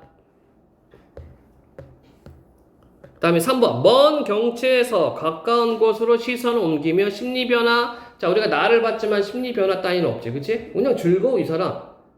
시골에 돌아와서 자연 속에 돌아와서 즐거워요? 없어요. 화자가 자신을 객관화하는 표현을 내세워? 없어요. 계절을 드러내는 시어를 사용하여 봄산. 시기에 부합하는 자연음 구체화. 자, 나에 있죠? 가에 있는지 확인하면 되겠지. 봄산이 가였구나. 가에 있고, 그 다음에 나에도 축풍, 새버들, 살굽고 있죠. 다 5번이네. 이렇게 찾으면 되겠습니다. 자, 정보 확인만 해주면 되고요. 그 정보 확인 틀은 정의표입니다. 시는 고전시가든 현대시든 정의표입니다. 살구꽃이 어느 계절? 봄의 표요.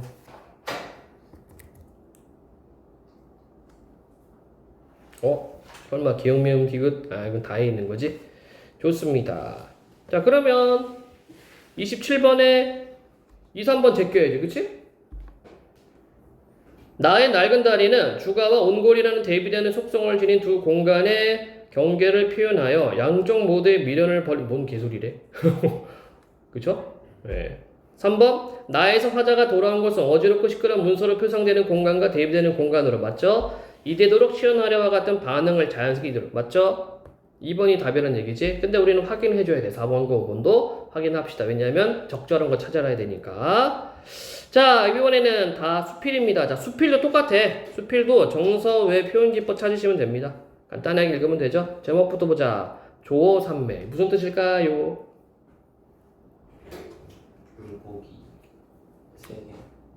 물고기가 3마리? 조어는 낚시야, 낚시. 낚는다. 물고기. 삼매 무슨 삼매경이라는 말 쓰죠? 여기 있는 빠지는 거네, 미치는 겁니다. 조삼매면 낚시에 미쳤다, 이런 뜻입니다. 50이 넘은 판교는 마음에 맞지 않는 관직을 버리고 거리낌 없는 자유로운 심경에서 여생을 번겼다. 누군지 몰라, 판교. 청소한 한폭 대를 그려. 청소 말고 단아한 한폭 대나무를 그려 축풍 강상 가을바람 강 위에 낚시대나 만들까 보다. 궁핍을 면한 양으로 본의 아닌 생활을 계속하느니 보다. 모든 속사는 이제 세속의 일이죠. 모든 속사를 버리고 표현이 강상의 어객이 되는 것이 운치 있는 생활이기도 하려니와 얼마나 자유를 사랑하고 청구한 마음이냐. 자, 여기 지금 기억 부분에 대비되는 게 있어. 뭐가 있습니까? 바로 이 부분. 궁핍을 면할 양으로 본의 아닌 생활. 이거랑 그 다음에 강상의 어객이랑 요거랑 대비되고 있지, 그치? 그럼 윗줄에 있는 건 뭡니까? 세속적인 일이 되겠죠. 먹고 사는 거, 그죠? 그다음에 강상의 어객은 뭡니까? 자연 속의 풍류를 지향한다는 얘기가 되겠지. 자, 기억 부분 24의 1번. 생계를 유지하기 위한 생활과 대비되는 낚시의 의의를 들었는데, 그렇죠? 방금 설명한 부분이 되겠습니다. 다시 지문입니다요. 고기를 낚는 취미도 실로 삼매경에 몰입할 수 있는 좋은 노름이다. 푸른 물이 그렇게 담긴 목가에서 흐느적거리는 낚싯대를 척 휘어잡고 바늘에 미끼를 물린다. 가장자리에는 물리끼들이 꽉 엉겼을 뿐 아니라 고기도 송사리떼밖에 오지 않는지라 팔 힘 잘하는 대로 낚싯줄이 허하는 대로 되도록 멀리 낚시를 던져 조금이라도 큰 고기를 잡을 양으로 한껏 내던져도 본다. 그러니까 큰 고기 잡으려고 멀리 낚싯대 던진다는 얘기입니다. 퐁당 물결이 여울처럼 흔들리고 나면 거울 같은 수면에 찌만이 외롭고 슬프게 고추 서 있다. 자, 여기 지금 직유법 들어갔죠? 그리고 찌만이 외롭고 슬프게 고추 서 있다. 여기 의인화 또 들어갔네. 한 점 찌는 객이 되고 객 나그네 손님 나는 주인이 되어 알력과 모략과 시기와 저주로 꽉 찬 이 풍진 세상을 등 뒤로 두고 풍진 세상 속세죠? 이걸 지금 어떻게 얘기했어? 알력과 모략과 시기와 저주로 꽉 찼다. 그래서 속세를 부정적으로 느끼고 있네. 세상을 등들이 두고 서로 무언의 우정을 교환한다. 이때 서로는 누구야? 그 낚시 찌하고 나. 자, 니은 부분입니다. 24의 2번. 낚시 도구와 글쓴이의 관계 설정하여 맞고 낚시에 몰입하는 태도 표현. 그렇죠? 우정을 나눈대. 그녀도 낚시 좋아하니? 아니야. 유진이는 좋아해? 오, 낚시 해봤어? 오, 너 손맛 좀 알아? 잘 모름? 나 후배가 낚시에 미쳐있는 후배가 있어요. 같이 가서 낚시도 해보면 난 겁나 재미없더라고. 손맛은 무조건 그냥 땡기면 오던데 뭐. 안 맞아 나랑 낚시는. 예. 차라리 그 시간에 잠을 자거나. 안 맞아. 자, 내 모든 정열을 오로지 외로이 떠있는 한 점찌에 기울이고 있노라면 가다가 벼랑간 이 한 점찌는 술 취한 놈처럼 까딱까딱 흔들기 시작한다. 24에서 3번 낚시에 집중했던 글쎄의 기다림과 기대에 부응하는 순간을 부각. 계속 보겠습니다. 고기가 왔구나. 다음 순간 찌는 물속으로 자꾸 딸려 들어간다. 옳다. 큰 놈이 물린 거로군. 자, A, B 부분이네요. 잡아당길 때 무거울 것을 생각하면서 배꼽에 힘을 잔뜩 주고 행여는 낙대를 놓칠세라 두 손으로 꽉 붙잡고 번쩍 지켜 올리면 허허 이렇게 막힌 일도 있을까? 큰 고기는커녕 어떤 때는 방개란 놈이 딸려 나오고 어떤 때는 개구리란 놈이 발버둥을 치는 수가 많다. 하면 되는 줄만 알았던 낚시질도 간대로 우리 따위까지 단번에 되는 법은 없나 보다. 큰 놈 나쁜 줄 알았는데 방개랑 개구리. 방개는 그냥 손바닥만 해. 이렇게 뭐 강에도 살아요. 이런 애들이 찌 갖고서 이제 들어가 버리면은 이제 큰 거 걸린 줄 알고 착각하는 거죠. 자, B 부분. 세상 일이란 모조리 그러하는 것이란마는 아무리 내 제조가 서툴게 다뤄서니 개구리나 방개란 놈들이 염치가 있지. 소고에 이르기를 숭어가 뛰니 망둥이도 뛴다는 셈으로 나는 나대로 제법 강상에 어객인 양하고 나섰는 판에 그래도 그럴듯 미끄나 잉어까지 못 물린다 치더라도 고기도 체면을 알 법한지라 하다못해 붕어 새끼쯤이 안 물리라 하는 판에 얼토당토하는 구역질나는 놈들이 제가 젠치하고 가다듬은 내 마음을 더럽힐 줄 어찌 알았으랴. 설의 실망감이 드러난다. 그치? 자, 그러면 A, B 부분 26번 적자는 것은 당연히 1번 아니죠. 경의가 많이. 2번 나타난 글쓰는 무력감은 과거 삶에 대한 아니고 3번 실망감은 자신의 손상당 체면의 한 탄원에 이어진다. 맞는 것 같고 4번 상실감은 새로운 이상만 아니고 5번 혐오감은 능력에 대한 겸손한 반성 아니네. 답은 3번밖에 없다. 잠깐 쉬어갈게요. 자, 24번 문제 볼까요? 리을 여기 뒷부분 안 봤구나 우리. 리얼 세상이 하 뒤숭숭하니 고요히 서재나지. 자, 세상이 하 뒤숭숭하니 이제 하는 매우 몹시 이런 뜻이야. 매우 몹시 뒤숭숭하니. 그러니까 세상에 대한 어떤 부정적인 어떤 대하고 있죠. 고요히 서재나 지키어 한묵의 유희. 한묵의 그림 묵 찍어서 이제 그림 그리고 서희 하는 거. 유희 놀이죠. 유희로 푹 박혀 있다는 것도 말처럼 쉽사리 되는 것은 아니라 그렇다고 거리로 나가 성격 파산자처럼 공연설에 왔다 갔다 하기도 부질없고 보이는 것 들리는 것이 모조리 심사 틀리는 소식밖에 없어. 그래도 죄 없는 곳은 내 서재니라 하여 며칠만 틀어박혀 있으면 그만 속에서 우라가 터져 나온다. 답답하죠? 자, 리을 부분 보겠습니다. 24의 리을. 낚시의 대안으로 선택한 곳으로서 글쓴이에게 마음의 안정을 찾게 해준 방법으로 제시되고 있다? 그렇습니까? 마음의 안정한테 우라가 터진다고 얘기를 했지, 그치? 아니다. 자, 뒷부분.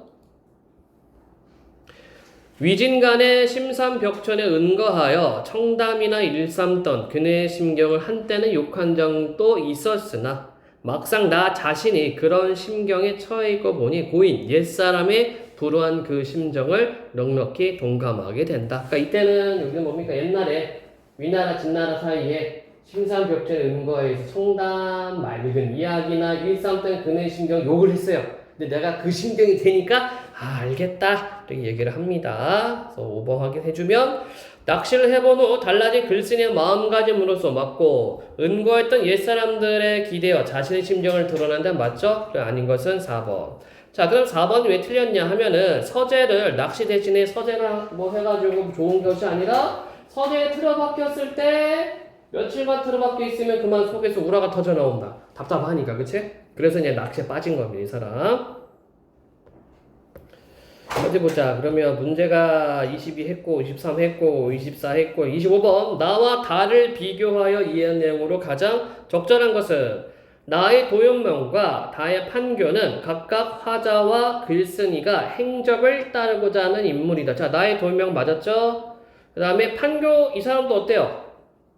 위에서 얘기했을 때, 이렇게 관직 버리고, 유의자적한 삶을 살았습니다. 1번이 되겠네? 나머지 확인해 볼까요? 두 번째, 나의 삼공과 다의 성격 파산자는 모두 세속에서 높은 지위를 차지하는 일이다. 성격 파산자는 아니고, 나의 세보들가지와 다의 청소한 한복대는 각각 화자와 글쓴이가 자신과 동일시하는 대상 아니고, 나의 고기와 다의 송사리는 각각 화자와 글쓴이가 자신을 보잘것없는 존재로 아니고요. 그냥 낚시하는 그 재미였죠. 나의 시름과 다의 욕은 각각 화자와 글쓴이가 자신을 억압하는 아니네요. 나 답 1번밖에 없네. 이렇게 살고 싶은 거지. 26번 했고 27번 네. 4, 5번 확인하면 되나요? 다에서 푸른 물이 그득히 담겨 못 가는 글쓴이가 삼매경에 빠지기를 기대하는 곳으로서 그렇고요. 글쓴이가 자신의 지향과 직결되는 공간을 직접적으로 드러내는 곳. 5번 다에서 내 서재는 심사 틀리는 소식을 피하기 위한 곳임에도 불구하고 속에서 우라가 터져 나온다고 언급되었다는 점에서 그 이면에는 새로운 공간에 대한 지향이 있음을 알 수 있겠군. 얘는 어떤가? 뒷부분? 문제가 뭐였지? 예. 맞죠? 그래서 뭐 했다는 얘기야? 낚시에 빠졌다. 자, 그래서 우리가 아까 꼽아놓은 답 2번이 적절하지 않은 게 되겠습니다. 질문하세요. 괜찮습니까요? 자, 현대시 파트로 좀 넘어가 볼게요, 여러분들. 시가 조금 어렵다고 하니까 32에서 34번 김기림의 연륜, 그 다음에 김광규의 대장간의 유혹, 가나에 대한 설명. 그러니까 문제를 먼저 보라고 하는 게 포인트 잡아주란 얘기야. 가나에 대한 설명이죠. 그리고 가나사의 시어에 대한 설명. 그 다음에 박스, 요거 읽어줘야지, 그치? 이게 기준입니다. 그리고 지금 선지가 이렇게 묶여 있어. 네. 자, 그러면 시인은 결핍을 느끼는 상황에서 새로운 가치를 발견하고 이를 통해 삶을 성찰하는 경우가 많다. 자, 결핍이 뭡니까? 부족하다는 얘기지, 그치? 예컨대 연륜은 축적된 인생 경험에서, 대장간의 유혹은 현대인이 추구하는 편리함에서 결핍을 발견한 화자를 통해 일상에서 경험하는 것들이 재해석된다.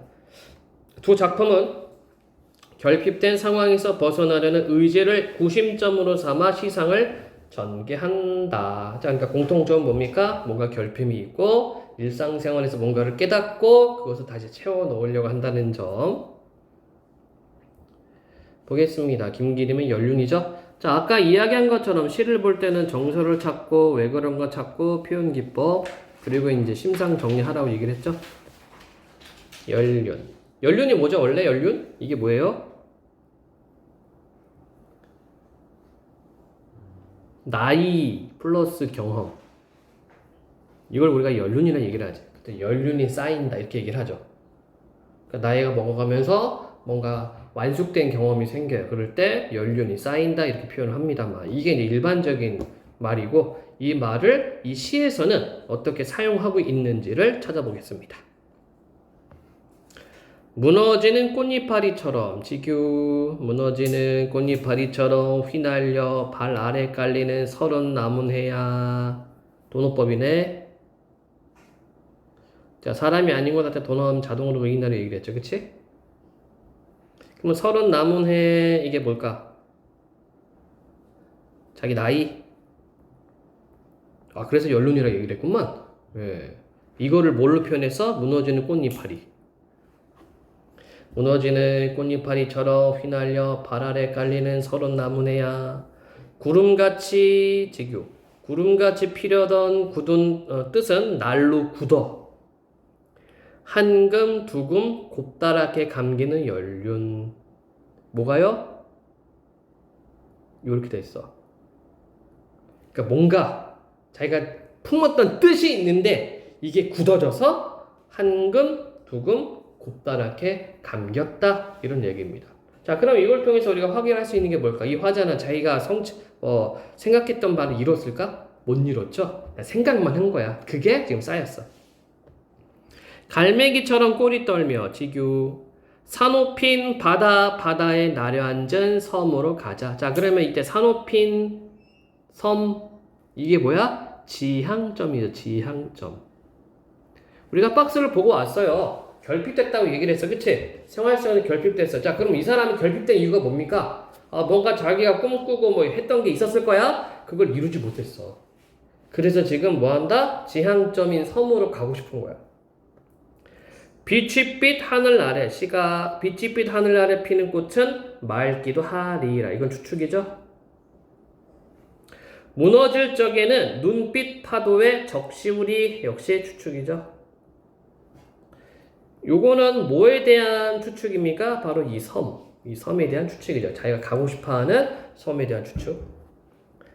초라한 경력을 육지에 막은 다음 주름 잡히는 연륜마저 끊어버리고 나도 또한 불꽃처럼 열렬히 살리라. 저기는 의지적 태도를 보여주고 있습니다.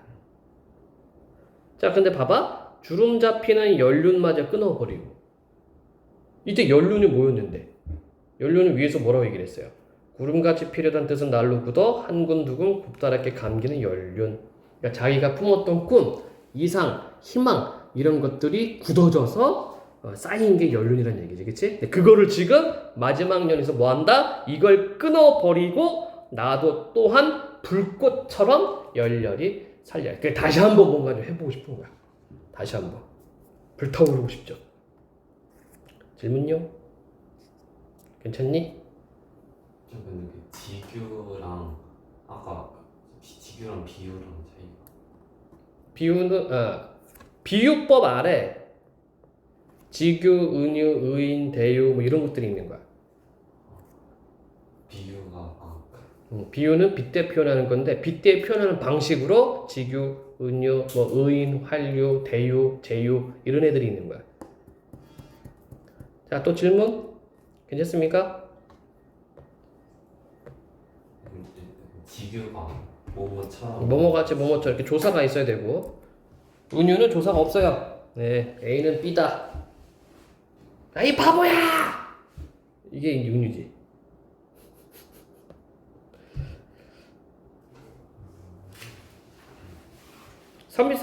이건 나중에 해도 되는데 그냥 눈에 보여서 그냥 제껴 볼게요. 가에서 열렬히는 화자가 추구하는 삶의 적극적인 태도 표현 맞죠? 자, 이번에 대장간의 유혹을 1, 2번도 제낄 수 있겠다.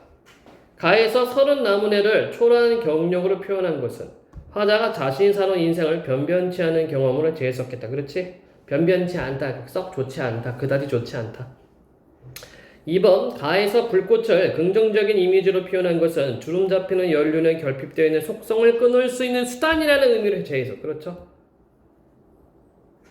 자, 이번엔 김광규 대장간의 유 똑같습니다. 정서를 찾고 왜 그런 정서가 있는지 그리고 표현상 특징 잡으면 됩니다. 제 손으로 만들지 않고 한꺼번에 싸게 사서 마구 쓰다가 망가지면 내다 버리는 플라스틱 물건처럼 느껴질 때 나는 표면적 화자가 겉으로 드러나 있죠. 나는 당장 버스에서 뛰어내리고 싶다. 고 싶다는 소망이지. 그런데 이게 진짜 긍정적 소망이 아니라 부정적 소망이 되겠다. 그쵸? 언제? 내가 망가지면 내다버리는 플라스틱 물건처럼 느껴질 때. 현대아파트가 들어서며 홍은동 사거리에서 이렇게 실지명이 나오죠? 그러면은 현장감, 생생함, 홍은동 사거리 짜증납니다. 아주 그냥 길 엄청나게 막혀 지금은. 홍은동 사거리에서 사라진 털보네 대장간을 찾아가고 싶다. 자, 그럼 털보네 대장간이 뭐야? 이 지향점이네. 가시에 있었던 그 섬하고 같은 의미네. 풀무질로 이글거리는 불 속에 시우새처럼 나를 달구고. 자, 풀무질이 뭐예요? 풀무질. 대장간에서 이제 바람 집어넣는 거, 그치? 불 피울 때 막 뭔가 발로 밟거나 손으로 뭐 이렇게 바람 집어넣죠? 이걸 풀무질이라고 그래. 풀무질로 이글거리는 불 속에 시우새. 시우새는 뭘까? 시우새. 이건 뭐예요? 도구를 만들 때 쓰는 그 원형 재료. 그걸 시우쇠라고 하죠. 이건 그냥 달궈서 칼로 만들거나 뭐 호미로 만들거나 도끼로 만들거나 그걸 시우쇠라고 그래. 풀모질로 이글거리는 불 속에 시우쇠처럼 나를 달구고 모루 위에서 별이고. 자, 모루는 뭐예요? 모루. 망치질을 할 때 밑에 바닥이 되는 큰 쇠나 돌, 이걸 모루라고 그러죠. 모루 위에서 별이고, 별인다 날카롭게 만드는 겁니다. 숫돌에 갈아 시퍼런 무쇠낫으로 바꾸고 싶다. 자, 이것도 지향이지. 무쇠낫이 되고 싶어요. 언제? 플라스틱처럼 느껴질 때. 땀 흘리며 두들겨 하나씩 만들어낸 꼬부랑 호미가 되어. 이것도 지향이죠. 소나무 자루에서 송진을 흘리면서 대장간 벽에 걸리고 싶다. 역시 소망. 자, 이렇게 보니까 뭐 먹고 싶다. 예, 가군 있죠. 가군. 비슷한 유사구조 이렇게 반복하고 있어요. 지금까지 살아온 인생이 온통 부끄러워지고. 직지사 해우소. 해우소는 화장실. 절에서는 화장실을 해우소라고 그래. 들어봤니? 해 푼다 우 근심. 소는 장소. 근심을 푸는 장소. 근심 풀어야지. 안 그래 근유야? 풀었어? 오늘? 예. 네. 안 풀었어 아직? 직지사 해우소. 아득한 나락으로 떨어져 내리는 똥똥이처럼 지구 느껴질 때 나는. 자, 똥똥이. 그럼 이것도 부정적인 거죠. 비슷한 거 위에서 뭐가 있었어? 플라스틱 있었지. 플라스틱. 나는 가던 길을 멈추고 문득 어딘가 걸려있고 싶다. 소망합니다. 자, 역시 마찬가지입니다. 박스에서 나왔었죠. 그쵸? 생활성의 어떤 경험을 통해서 결핍을 느꼈어요. 그럴 때 뭔가 깨달은 게 있고 지향점이 있다라고 이야기를 했습니다. 자, 그러면 34번은 볼게요. 3번. 나에서 지금은 사라진 털보는 대장간을 찾아가고 싶다고 표현한 것은 일상에서 결핍된 가치를 찾고자 하는 화자의 열망을 공간에 투영한 것. 그렇고요. 4번. 나에서 가던 길을 멈추고 걸려있고 싶다고 표현한 것은 화자가 추구하는 가치를 표상하는 사물의 상태가 되고 싶다고 진술함으로써 결핍에서 벗어나고자 하는 의지. 그렇고요. 5번. 가에서 육지를 지나간 시간을 막아둘 공간으로 나에서 버스를 벗어나고 싶은 공간을 표현한 것은 육지와 버스를 화자가 결핍을 느끼는 공간으로 재해석한 것. 그러네. 그럼 뭘 놓쳤을까? 요럴 때는 거꾸로 가면 되죠. 거꾸로. 만약에 여러분들이 제꼈는데 답이 안 나와. 그럴 때는 거꾸로 가면서 확실한 거를 제끼자.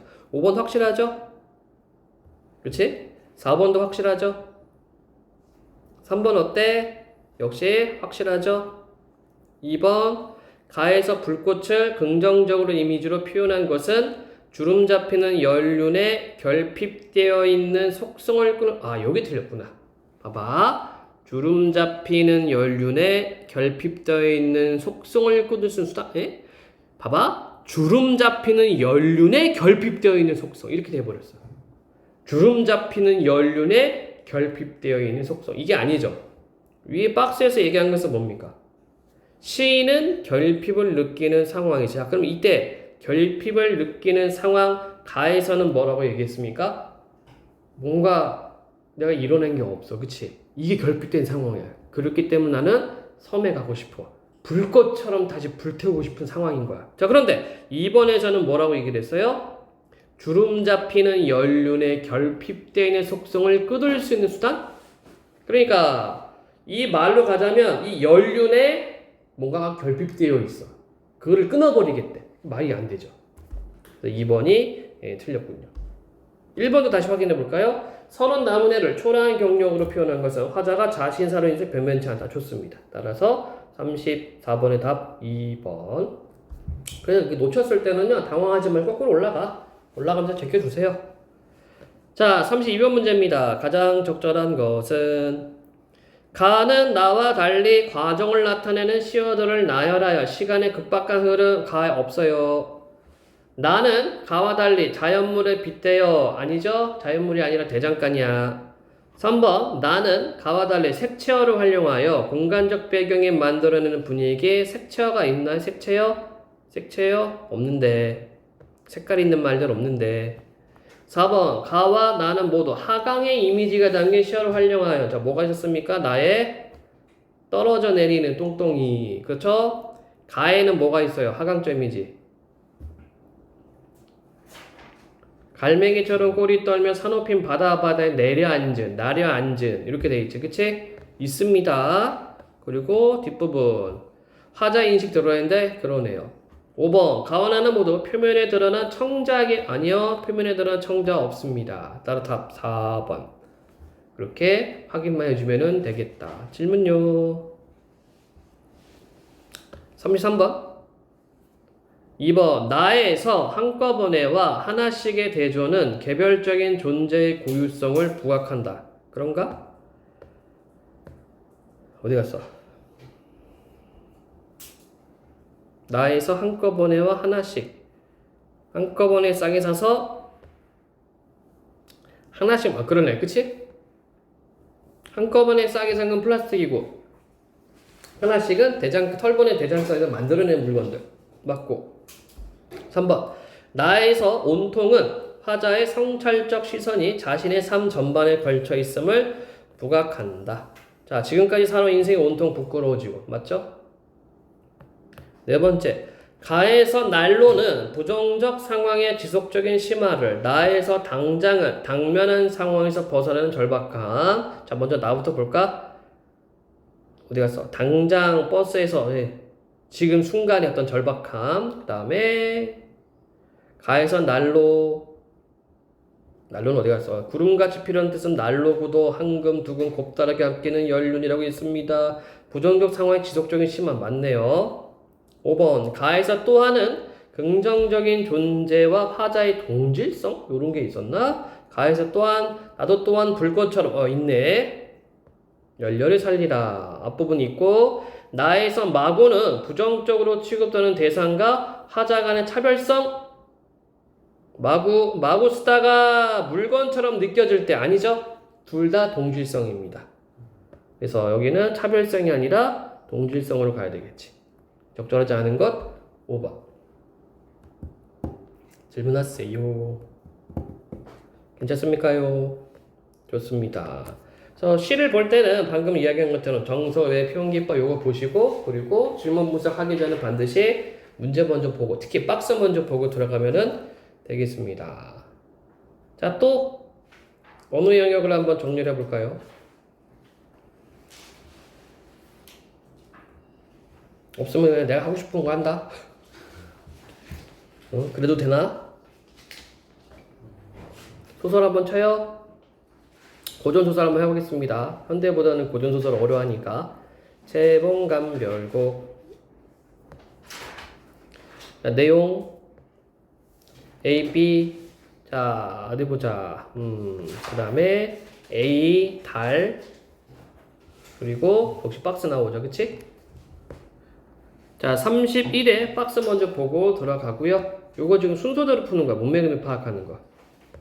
자, 소설에서 시간 표지는 배경을 지시할 뿐 아니라 우연하게 일어날 수 있는 사건들의 개연성을 부여하거나 사건의 전개나 장면 전환 등에 관련된 서사적 정보를 제시하기도 한다. 자, 여기 개연성이란 말이 있다. 그치? 개연성이 뭐예요? 개연성? 있음직한 예. 그럴 수 있어. 이게 개연성입니다. 그러니까 보통 이렇게 얘기를 하거든. 고전소설은 우연성, 현대소설은 필연성 또는 개연성 이렇게 이야기를 합니다. 우연성은 뭐가 있을까? 우연성. 아들 삼형제가 있는데 아버지가 돌아가시고서 얘네들이 길을 떠납니다. 그런데 딱 세 갈래 길이 나와. 이런 게 우연성이야.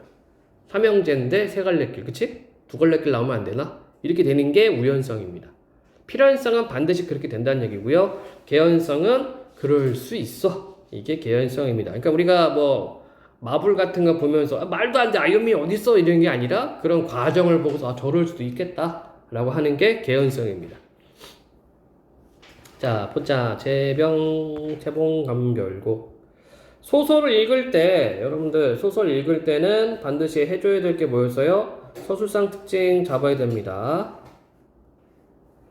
근데 뭐 복잡한 거 없어. 먼저 시점 잡아주시고, 그 다음에 묘사 부분 잡아주시고, 시점은 뭐 1인칭하고 3인칭밖에 없잖아. 그치? 그리고 묘사 부분, 인물 묘사하고 배경 묘사. 인물은 다시 내면 묘사하고 외양 묘사. 배경은 시간적 배경과 공간적 배경으로 구분해서 끊어가시면 되죠. 고전소설에서는 끊어읽기 꼭 해줘야 돼. 왜냐면 이게 시간 공간이 확 바뀌어요. 그냥 한 문장으로. 그래서 시간이 달라지면 끊고 공간 달라지면 끊고 그 다음에 새로운 인물 이렇게 나오면 끊어가시면 됩니다. 그러면 끊어가면서 뭘 정리하냐? 갈등 정리죠. 갈등, 인물 정리. 요 틀대로 그냥 보겠습니다. 앞부분 줄거리. 김진사, 사람 나오죠? 김진사의 딸 채봉은 선비 필성과 정혼하나 우여곡절 끝에 스스로 기녀가 되어 송이로 이름을 바꾼다. 그러니까 채봉이가 송이네. 송이의 서화를 눈여겨본 감사. 서화, 서는 글, 화는 그림. 서화를 눈여겨본 감사가 돼서 새로운 인물이죠. 송이를 데려와 관아에서 살게 한다. 이런 상황. 자, 그러면 여기서 우리가 알 수 있는 갈등 관계는 뭡니까? 필성하고 결혼하고 싶어 하는데 그러지 못하고 있어요. 그지? 송이는 감사가 있는 별당 건너방에가 홀로 살고 지내며 감사가 시키는 일을 처리하고 지내며 마음의 기생을 면하면 다행하나 주야로 잊지 못하는 바는 부모의 소식과 장필성을 못봄을 하나고 이 감사가 보는 데는 감히 그 기색을 드러내지 못하니 혼자 있을 때에는 주야 탄식으로 지내더라. 이게 한 문장이야. 그래서 고전소설은 반드시 끊어가야 돼요. 확실하게 내용 정보 확인을 해주셔야 됩니다. 이런 걸, 자, 요런 방식을 뭐라고 합니까? 요약적 제시라고 그러죠. 요약적 제시 방법으로 송이가 어떤 상황에 처해 있는가를 드러내주고 있어요. 장필성이 이 소문을 듣고 또한 다행하나 이때 감사는 송이 있는 별당은 외인 출입을 일절 언급하니 다시 만날 길이 없어 수심으로 지내더니 한 계책을 생각하되. 자, 그러니까 지금 장필성이는 이 송이가 여기에 있다는 걸 알고 있죠? 근데 접근할 방법이 없네. 나도 감사 앞에서 거행하는 관속이 된다면 채봉을 만나기가 쉬우리라. 자, 관속, 관아에 속한 무리, 그죠? 관아에서 일하는 사람 관속이라고 합니다. 하고 여러 가지로 주장하더니 이때 마침 감사가 문필이 있는 이방을 구하는지라. 문필, 이제 글을 쓸 수 있는 필성이 한기를 얻어 이방이 되어 감사에게 헌신하니 감사가 일견 대의하여 칭찬하여 왈. 자, 우리가 아까 개연성과 관련된 거 있었죠, 그쵸? 개연성 관련된 거 있었는데 지금 이방을 구하고 있어. 문필을 할 수 있는. 그래서 지금 이 장필성이가 여기에 지원을 한 것 같아요. 그러면 31의 1번. 기억은 우연으로 보이는 감사의 이방 선발이 필성이 송이와 만나기 위해 있어왔던 시간과 맞물려 있음을 드러냄으로써 필성의 관하 입성의 개연성을 부여하고 있죠. 1번 설명 맞는 설명이 되겠죠? 다시 계속 보겠습니다.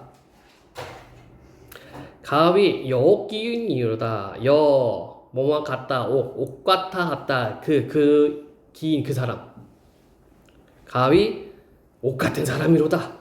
필성아 이방이라는 것은 승상 접하는 책임이 중대하니 상 윗사람으로 올리고 접하 아랫사람을 대하는 책임이 중대하니 아무쪼록 일심봉공 한 마음으로 공적인 것을 봉양하여 민원이 없도록 백성의 원망이 없도록 잘 거행하라. 이 민원은 여러분들 그 민원실의 민원하고 달라. 그때 민원은 접수한다는 의미고 여기는 원망이에요. 필성이 국궁수명 국궁 몸을 엎드려 명을 받들고 차후로 그 후 공사 문첩을 가지고 문첩 서류를 공사 공적인 것과 사적인 서류들을 가지고 매일 드나들며 송이의 소식을 알고자 하나 별땅이 깊고 깊어 지척이 천리라 어찌 알리요 서술자 개입 편집자적 논평. 이렇게 내신으로 나오면은 시험 100%죠.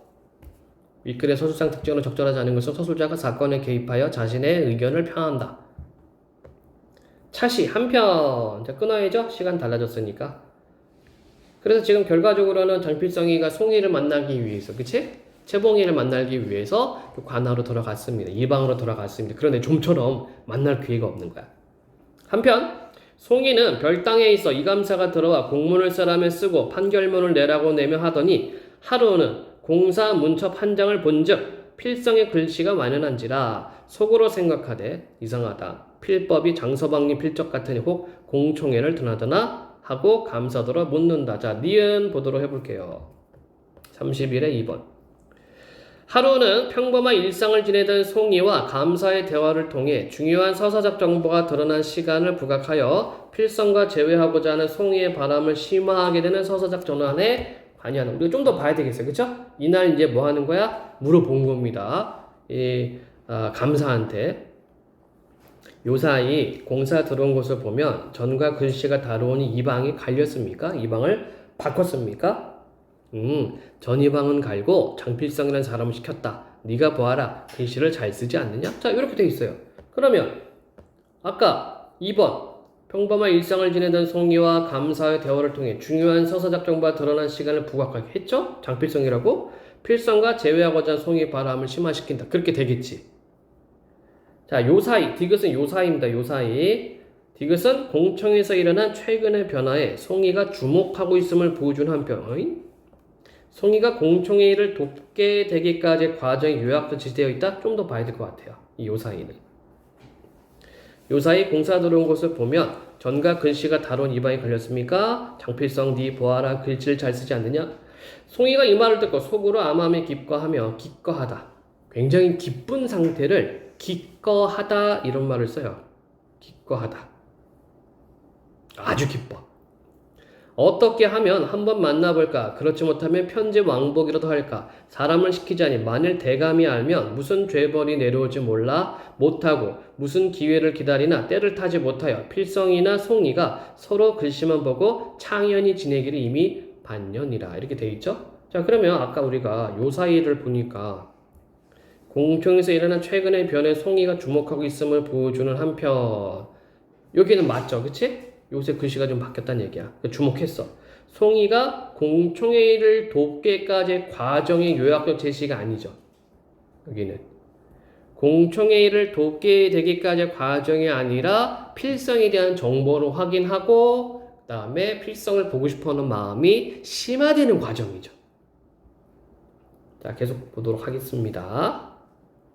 자연 서로 상사병이 될 지경이더라. 상사병. 혹시 유진이도 있니? 상사병?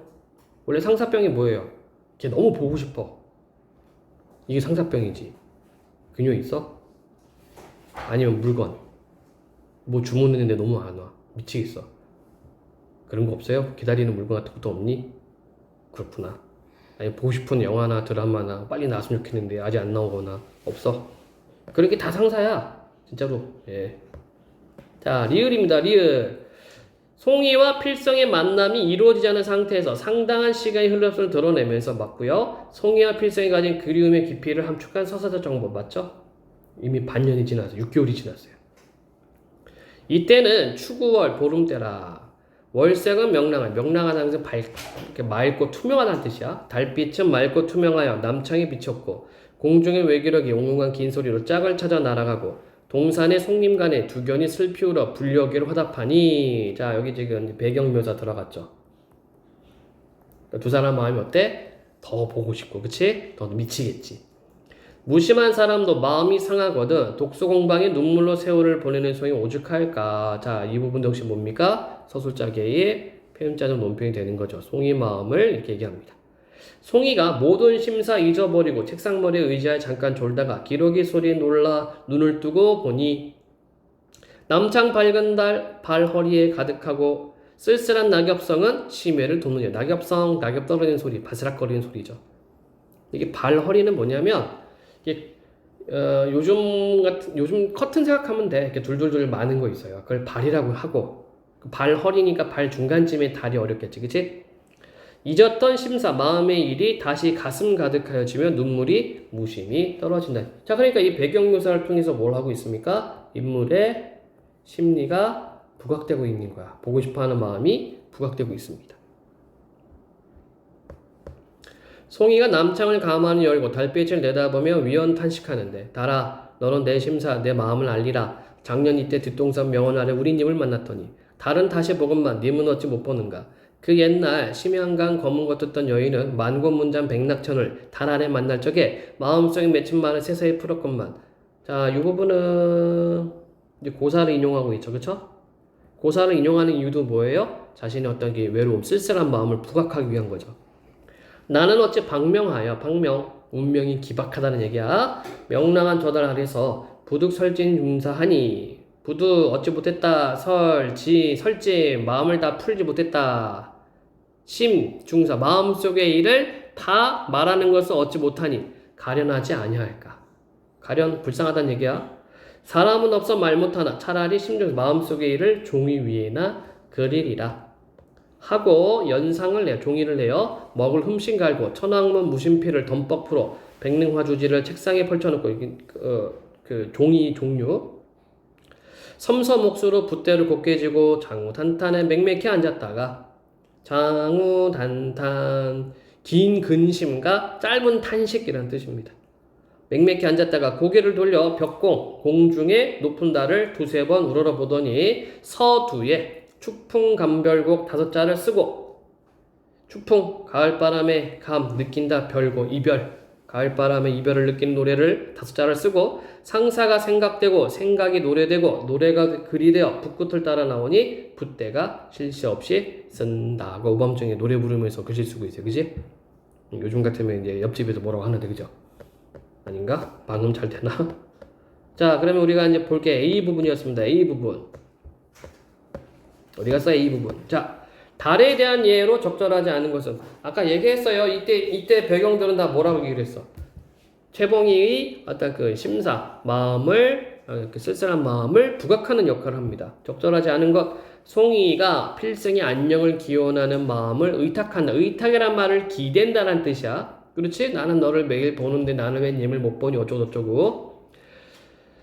자연물의 다양한 소리와 어울려 송이 외로움 심하. 그렇고요. 송이가 자신의 심사를 들춰내어 감정을 통해 인격화된 대상. 그렇고요. 송이의 처지와 대조되는 옛 이야기를 환기시켜 송이가 스스로 된 고사 있었죠. 송이에게 필성과의 추억을 떠올리게 하면서 재회를 기약해서 현재 상황을 부각한다. 다 맞네. 다시 거꾸로. 아니고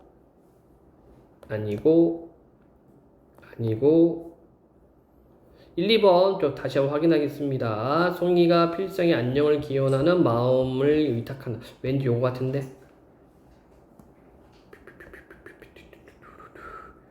두루루루루루루. 이게 없구나. 예, 1번이 답이 되겠네요. 왜 답이 있냐면 요게 없어요. 요게 안녕을 기원한다 이게 없습니다. 잘 있어 필성이가 잘 있기를 바래 이런 거 없어요. 예. 그냥 자신의 외로운 마음을 의탁하는 대상으로만 나와 있다. 예, 1번. 자, 이제 뒷부분 계속 보겠습니다. 중량. 아득한 정신은 기러기 소리를 따라 멀어지고 몸은 책상머리에 엎드렸더니 잠시간에 잠이 들어 주사 야몽 꿈이 되어 주사 야몽 낮에 생각하고 밤에 꿈꾼다. 꿈이 되어 장주의 나비같이 두 날개를 펼치고 바람조차 중천에 떠다니며 사면을 살피니. 자, 장주의 나비. 이거 뭐 그 이야기 알고 있죠? 장자가 내가 꿈을 꾸니 꿈속의 나비가 나인지 내가 나비인지 분간을 못하더라. 그거야. 오매불망하던 장필성이 정막 공방에 혼자 몸이 전일의 답시를 내놓고 보며 울고 보며 전전반쯤 누웠거늘 소희가 달려들어 마주 붙고 울다가 꿈 가운데 우는 소리가 잠꼬대가 되어 아주 내쳐 울음되었더라. 제가 여기서는 이제 꿈속에서 장필성을 만나고 슬퍼하는 중에 깨버렸습니다. 사람이 늙어지면 상하 물러나고 잠이 없는 법이라. 이때 이 감사는 연광도 80여 세뿐 아니라 일도 방백이 돼. 일도 방백. 방백은 이제 수령. 한 도를 다스린다는 얘기죠. 밤이나 낮이나 어떻게 하면 백성의 원성이 없을까? 어떻게 하면 나라 은혜에 보답할까 하며 잠을 이루지 못하고 누웠더니 호련히 송이 방에서 흐느껴 우는 소리가 들리거늘 깜짝 놀라 속으로 짐작하되 지금 송이 나이가 18세라 필연 무슨 사정이 있어 저러하나 보다 하고 가만히 나와 보니 남창을 열고 책상머리에 누웠는데 불을 돋워놓고 책상에 무엇을 써서 펼쳐놓았거늘 마음에 괴이하여 가만히 들어가 두루마리를 펼치고 본즉 추풍감별곡이라. 감사가 이제 그 방에 들어가서 본 겁니다. 얘가 쓴 거를. 자, 28번 문제입니다. 윗글의 내용에 대한 이해로 적절하지 않은 것은 송이는 부모 소식으로 애태우다 감사의 걱정을 산다. 아니죠. 부모 때문에 애태운 것이 아니라 장필성 때문에. 나머지 안 볼게요. A의 B에 대한 설명. B는 추풍감별곡이 쓴 두루마리고 A는 어디 있나? A가 어디 있죠? 공사문첩 한 장, 장필성의 글씨를 확인하는 계기.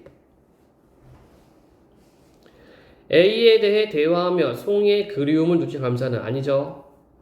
A를 작성한 사람에 대한 궁금증을 갖게 된 송이는 B를 통해 자신의 궁금증을 필성에 알린다? 아니요.